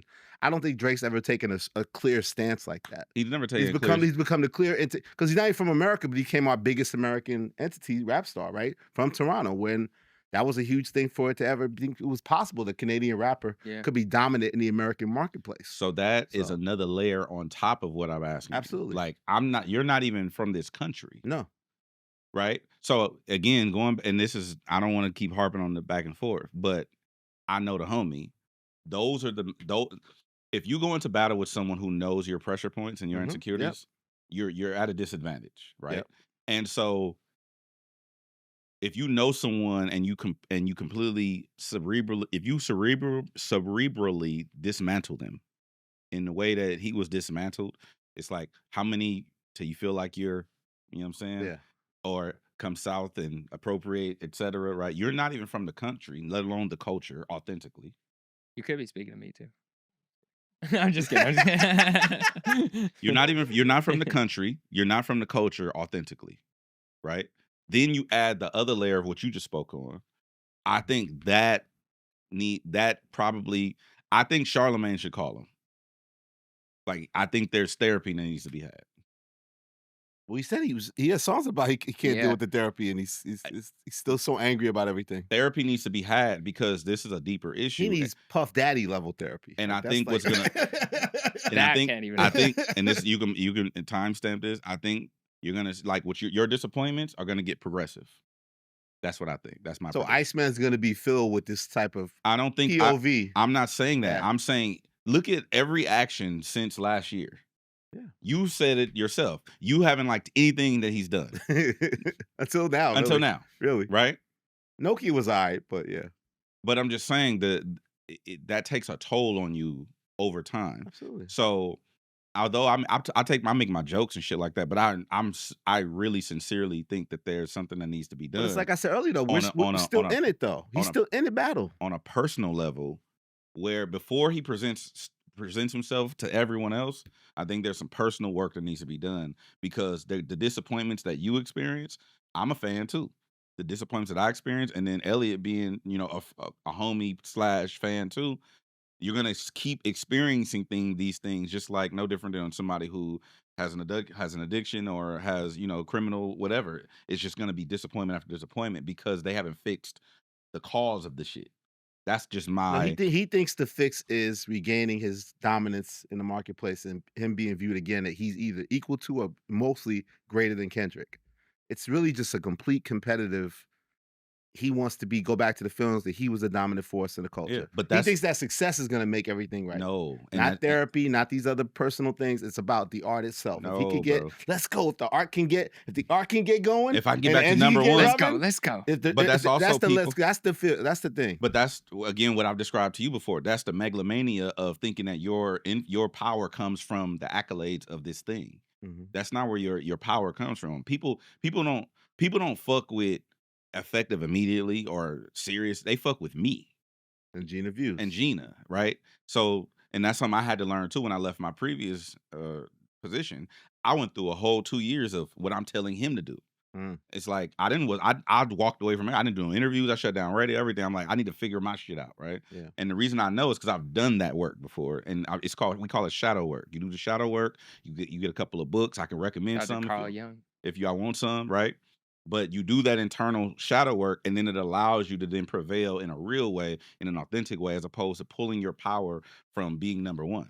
That's not gonna be. That's a Band-Aid. Well, I think it goes back to like trying to will your way back, which I think he was trying to do right after, isn't necessarily going to get you any further than you like. That there's a ceiling to that, and I think we were talking about this too about like if he does want to showcase he's the number one guy still and can get back to that spot, it's a really difficult position to be in because we were talking about like if you're writing a rap, you now have essay assignments on it. On the top it says write a rap but don't mention the guy who's in number one spot right now because you know what that'll do. You can't really take a sub at Kendrick because you know he will either sub back or people will look at you like, why are you still talking about this? So now your assignment is like you can talk about everybody else besides this one guy, but that's the real only guy who's bothering you because you kind of took out Rocky and Ross and The Weeknd. You kind of dealt with that. You're still considered gretter than the other people. Yeah, in you're the field. still. So you're in this. He's in this weird position. That's why I think the key to his success would be what got him success in the first point. And the reason why I became a fan is peel the layers back and give us what you're actually feeling. Like I think people always forget. Besides the tough guy Drake, the vulnerable, emotional Drake is really what. Even That's though what people like that got him a lot of hate at the beginning, and there was jokes and like Drake be like me. It was ahead of his time, but and that it literally influenced music overall. He doesn't get enough credit. 100%. So I think if he's able to do that, even if he's able to do that with perspective on the battle, I'm not saying I'm done hearing about what went on. I would actually love to hear what that feels like But to real, have a fall from. But be real about it. Yeah, you can have one of these songs. I'm not mad at the song again, but like I would love to see on the album, like, what does it feel like to be #1 and have the rest of the world actually not know who you are, where you stand, what everything like. That's life shattering. Is this maybe a circadian rhythm? There's a song where he talks about he's trying to go through therapy and it's not working or something. Yeah, he said, and he also said like the medicine or something to go to sleep. Yeah. It was, I think it was circadian rhythm. Yeah. Go listen to Mr. Morale and Big Steppers. I mean, Tyler the Creator said that helped him. Russ said that helped him. They all made therapy albums after. The one thing, and we can move off of it, but the one thing that I learned, just because I get a lot of hate and whatever the negative energy from people, once you tap into a frequency after you've done the work, it doesn't affect you. You can't. You're untouchable. You're unstoppable. Mm-hmm. But you have to do the work. You can't shortcut it. You can't. There's no shortcut for the work. You got to fucking do the work. I just didn't think the nigga did the work yet. The bigger picture therapy session. I think that'd be a fun interview. Come up here. We'll meditate with you. Yeah. You gonna meditate at the meet and greet? You gonna meditate with if niggas he come up here, we could do a meditation. I have Debbie pull up. We do a whole fucking thing. I think that'd be fun. Okay, well, the last thing we definitely got to talk about is JID dropped that 4-pack from last week. JID and Eminem came through. He must have heard, like, I had Fuel as like a close JID and Eminem versus like back and forth. It was pretty close to me. I thought JID maybe had the leg up. Eminem might have heard talk of like people being on his level, and JID said, "I'm gonna give you 100 bars to try to match up to Eminem," but Marshall did what he does best. You like that Marshall Eminem Matters verse? Crazy. Yes. That was I think Maul made a point though. So that doesn't make the album? That's not on the album? So he said, I think JID tweeted that there's another fast rapper on it. I think it'll be a part 2 with Eminem and someone else. Oh, okay, gotcha. I think that's what's going to happen. I was going to think he must have another song with Eminem, but it's just like... Yeah, because you wouldn't. But yeah, he had you know what I love about that verse is like it was a really well-balanced Eminem verse of you got the bars about like Kanye and Ja Rule and like pop culture references like he always did. But then he kind of broke his walls down and got vulnerable where he talked about like 8 Mile being like the closest he's ever had to a sellout. But at the same time, he lost proof right after, and he was like, the devil came and you know got him from me. So it was like it was a really vulnerable ending to that verse while still being at the top of his game lyrically and flow wise. So I couldn't ask for more from an M verse, honestly. So Eminem took over the 4-pack. Hell yeah, he took over, bro. M murdered him on his own shit. Hell yeah, he did. Hell yeah, he did. M went crazy, bro. Yeah, M went crazy. I was going down, I was listening, and I kept running. I'm like, and I was trying to write shit. I'm like, man, fuck this. I said that same here. I couldn't even write down a bar because it was too much. It was just too much, bro. Yeah. Go listen to the JID Eminem record. Yeah, like, I'm not finna do that. Yeah, I don't have the bandwidth for that. Yeah, that's an hour-long breakdown. That shit crazy, bro. Like, what the fuck you thinking? You know that nigga, because he was Eminem, JID was rapping, M started rapping, stopped rapping, then start rapping again. I'm like, hey, my nigga, listen, bro. Caught his breath. Like, you know what I'm saying? Like, I'm not finna do that with you niggas. No, M every once in a while has like a game-stopping verse. I think this was one of them. You know what I relate this to when I was listening to it? I'm like, this is like when you remember when Hove did the God did verse? Yeah. It was like that. Yeah. It's like, well, whose song is this? Yeah, no. Because this song is about M. Yeah, certainly it's become this person's song, right? Yeah. And are they gonna stop rapping amazingly? Is it gonna ever end? And that's not to say, you know, JID rapped his ass off on the project, but it was cool to highlight like you have M, but I thought Yachty actually had one of the best verses I've heard. Yachty songs are good on there. It was 4 for 4. Yeah, it was. It was. I'm gonna show you something, Jeremy Heck, in my phone, and you can say this. Okay. Oh boy. Don't read. Well, you don't read the name of the group chat. Okay. But you see how many niggas in that group chat? Okay. What did I say? Tell Mitch I like this boat verse on JID shit. You calling him by his government, Mitch? No, that's Yachty people. Oh, Mitch. Not Mitch from the podcast. Oh, that's guy cut right? off. What happened to that? Mitch, they're friends again? Mitch? Mitch from the podcast. They were on the media list last year. They're back together? They're friends? I don't know. Okay. I don't think so. But I'm just that was like, I have an in somewhere. He'll get the message. But yeah, he like I don't know what inspired Yachty, because Yachty's been rapping like recently. He's been on the Detroit rap vibe, but this to me, like flow wise, I was like, wait, he's doing something here. Oh, you're right, Elliott. I wasn't being funny, Mitch. I wasn't being funny. I forgot about that. That they fell out? I forgot about that. Yeah. I wasn't being. That too. My bad. All good. It wasn't acutely tone deaf. It was No, that was tone deaf. Why that been acutely? No, that was tone deaf. That was tone deaf. I totally forgot about that. But yeah, I was trying to give him props. Yeah. That was my intention. But yeah, Yachty, I like Yachty's verse. I like Yachty's verse. So now I was like, oh, okay. I kind of like Yachty in that bag too, where it's not melody driven. Yeah. And then also when I was listening to Yachty on this project, I'm like, oh, this is the Yachty that wrote the Act Up record. he was in his swag bag. Yeah. Yachty can't give you no swag neither. Don't care about. But 4 for JID though? 4 for JID. I'm excited for the album. I'm excited for the album. I really liked it. We're talking raps. Last week we didn't get to react to a couple of the XXL Freshman Freestyles. Okay. But you haven't seen the Ian freestyle, right? I have not seen any of these freestyles. We'll give a quick review. Can we pull up a minute such of a big Ian? I know fan. how big of a fan you are. Oh my God. And CT is I had an intense argument with Tyler the Creator, just telling him how great I thought Ian was. You were like, he's the guy, and Tyler's like, nah. Capping. Yeah, so this is the future of hip hop right here. Oh future. my God. Yeah. Is it that bad? No, I'm just saying. Is it Timmy Turner style? They're kind of doing that in the background. Timmy Turner? Oh no, the snap. They when did do snap. The snaps, they snap. I'll do the snaps. Never do the snaps. You're not in this? Is he humming? He's gonna rap? Walking that bitch like, how the hell y'all doing? How y'all feeling today? Ready to turn myself in down at the station. I made a killing today. Always gonna be money. Always gonna be hoes. Always gonna be something. Only thing you got is your word. I put that shit on my mama. No, you really just can't get comfy. Gotta keep at it, buddy. Before I had this money, wasn't worried about nothing. That shit feel backwards to me. Ian always getting high. What happened to him? Ian, what happened to you? I'm the same I was. I'm just getting paid with a few more habits now. Oh, shit. Here we go again. Damn, I got this dime bitch. She just wanna be my friend. Damn, you don't think Flo Rida here is going down for real? Damn, I'm a little too high for this. Jesus, take the wheel. I'm on timing, bitch. You don't know what time it is? Oh, okay. Oh, you got migraines? You wanna ride this shit? Oh, okay. Play like goddamn. You really want every flavor? Oh, okay. You want round in, but you wanna come crying, bitch? Oh, okay. You need some relationship advice. Like, it's getting hot in here. Take off all your clothes. Damn, I'm feeling like 50 Cent. Bitch, I'm in the club. Damn, I'm on my Britney shit. Oops, I hit again. Damn, I'm on my DJ Khaled shit. We the best. Damn, we rolling hella deep. I feel like Adele. Damn, kiss me through the phone. Suck me through the cell. Damn, I'm a little too high for this. Jesus, take the wheel. You feel that? Wait. Wait, one more. So, thoughts on Ian? Did he kill it? Did he make you proud, XXL? Elliott, did he kill it? Nah, man. Nah, that was trash. That was terrible. That was bad.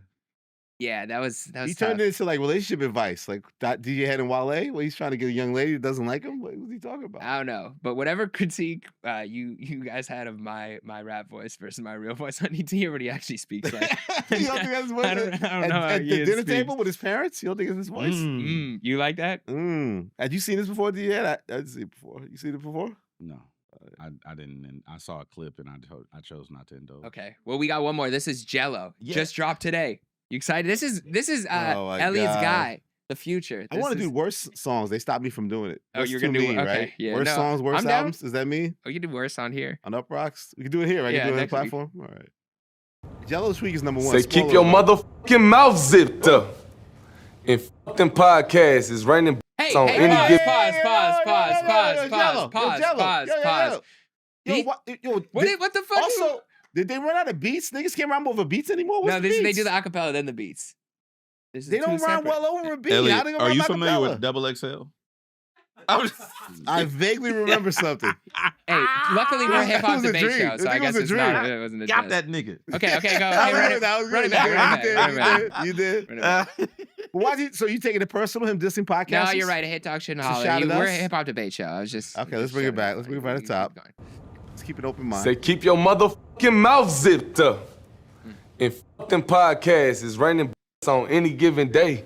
That's the broadcast. I guess I'm okay. Yeah, I'm just being modest. Nothing going your way, but you still feel that I'm not oddest. Nigga, tap in. Why you hating on the young boy? Why is he rhyming like Slim Man, Thug cause your now? life feeling empty, bitch boy, my pocket's full. Niggas yapping all damn day. I'm straight, I play it cool. Get up in my face, act like it's love, but I ain't a fool.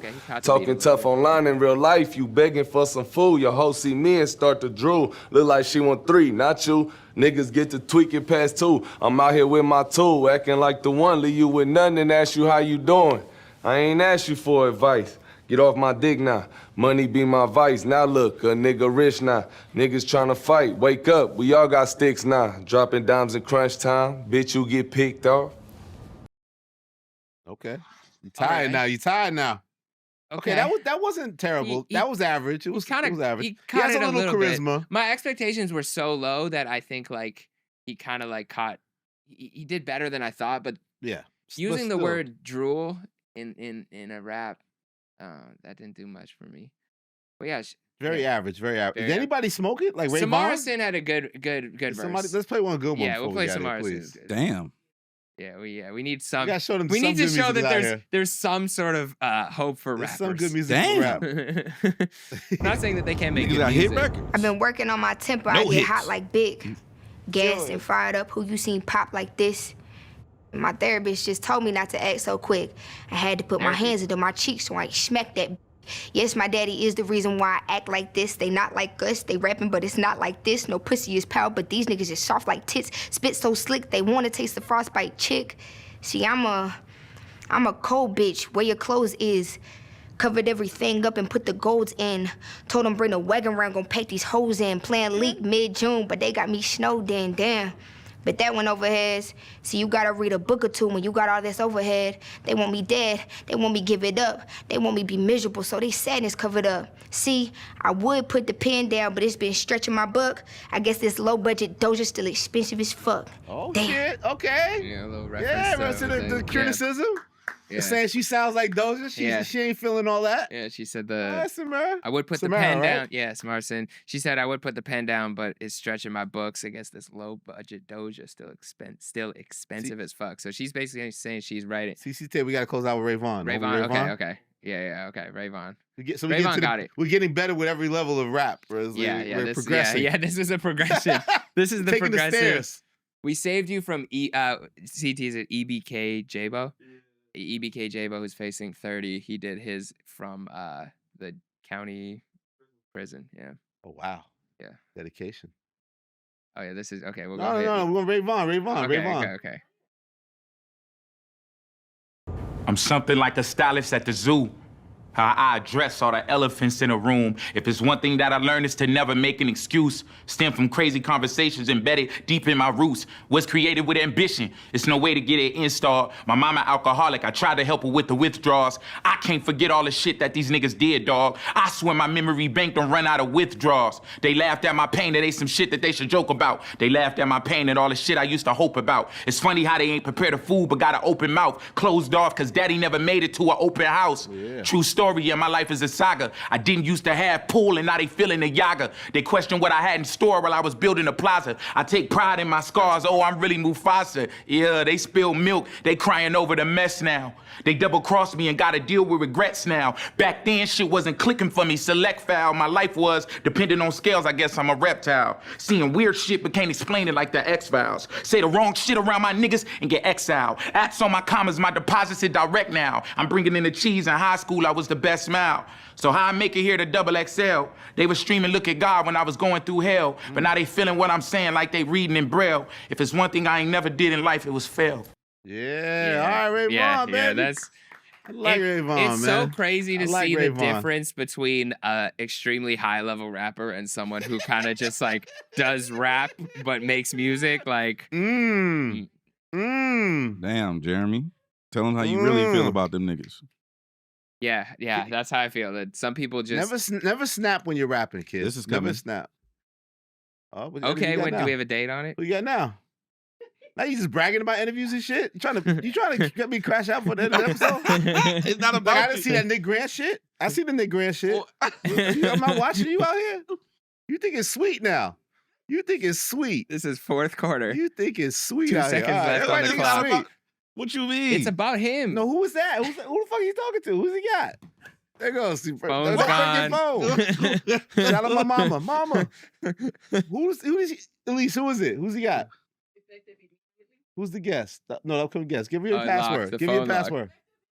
No, he showed a photo. Okay. Who did we just listen to? Ray Vaughn? Okay. That's who it was. Right. So what if it was like, if it was Hove, you'd have been mad? Just a little bit. You'd have crashed? Just a little bit. Like, okay, so let's say if I tell you I got Hove coming in next week, are you gonna fully crash out? No, I'm crashing. I'm going up. Nigga, I'm downstairs. I'm down to the motherfucking stairs. Well, if I tell security not you to better let me up. If I tell security not to let you up, then would you crash out? Of course. You out of your mind? If you met me? Of course. Of course. Why? You know why, nigga. I don't know why. I'm asking. I'm competitive. It's me. It's me. Why would you compete with me? But Hove, though, come on. I mean, I can take Wale on the chin. I'm not taking Hove on the chin. I'm not take Wale on the chin. Pause. Hove? Yeah, that's super pause. So my bad. I can take Wale on the chin. Yo, can we make some Y'all edits? can take Wale on the chin right here. Take some edits? Queens. Yeah. Me Wale on the chin. Okay, who do you think the artist that I would literally crash or try to sabotage? Or try to sabotage? Yeah. Kendrick, Jay-Z, Drake. That's about it. That's probably it. That's probably I fall trio. back on Drake because Drake don't fuck with me. I let him get Drake off. You want to be with Drake and that let little me bit get pop Drake off. Pause. I went that was crazy too. Crazy. That actually was kind of crazy. I can't even speak anymore. Welcome to media. I can't speak no more. I'm fucking 4 years old. I'm not a homosexual. I can say what the fuck I want to say. Fuck y'all niggas. Suck my dick, like we used to say in the 70s. You know what I'm saying? Well, the best. Oh my God. Honestly, the end of every episode, if you can make it to the end of every episode, it's rewarded with comedy. So it won't be bad. Somebody get an interview. The streamers are gonna stream. Like, comment, subscribe. You know what I'm saying? Chat. Tell us who you think that Elliott would crash out if. So is it different if Jeremy get an interview versus me, or it don't matter? Well, if it's big dogs, it doesn't matter. But I have a little more grace with Jeremy because he's younger. So if Jay-Z interviews with Jeremy, you don't crash? Hove and Kendrick, I'm there. Hove and Kendrick, I'm there. No matter I'm calling Salas. I'm calling this girl. Like I'm doing everything I can do to stop this. Are you out of your mind? I'm calling the fire department. I'm doxing you. I'm doxing you niggas. I'm going all in. Have you met me? Are you gonna wait till episode, or are you just gonna be off camera? Hey, I'm laughing, but that's very frightening that you think like. I don't think this is gonna make him want to tell. The thing about Jeremy is Jeremy knows I'm 100% telling the truth. You have some doubt. You're just entertained by me, but Jeremy knows I'm 100% telling. Why would you go to the fire department? Huh? Whatever I can do to stop it. I saw an intruder in the building. It looked at something like something. You might want to investigate something.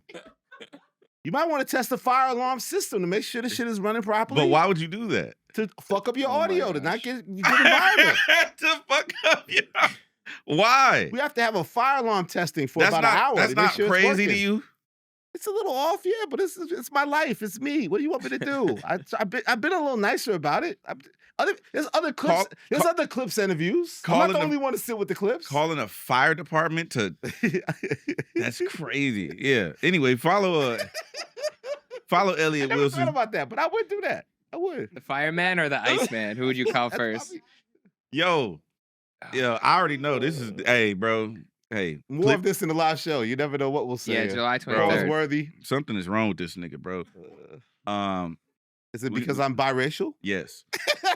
Like, comment, subscribe. Therapy. Biracial people need therapy. Yeah. You have a comment? No, I'm good. I'm laughing. Like, comment, subscribe, chat. Tell us what you think the fuck is wrong with Elliott Wilson. See us live and tell me in person what the fuck's wrong with me. July 23rd. We should. What if we brought a therapist? Should we bring a therapist? To do a session? Bro, you just heard this nigga. We need an exorcist. Invite Debbie Dev. Debbie Dev could come. Yeah, we can do a therapy. Hell no. We need somebody to do some holistic cleansing on your ass and detox you. That's what's wrong. You got all that. You got like cortisol in your system. You know what I'm saying? We need some oxytocin. That's what the fuck wrong with you. I'm studying neuroscience, kids. Oh my gosh. All right. The bigger we Oh my God, that's funny. Call the fire department is nuts. I think never thought about that. Funny. That's hilarious.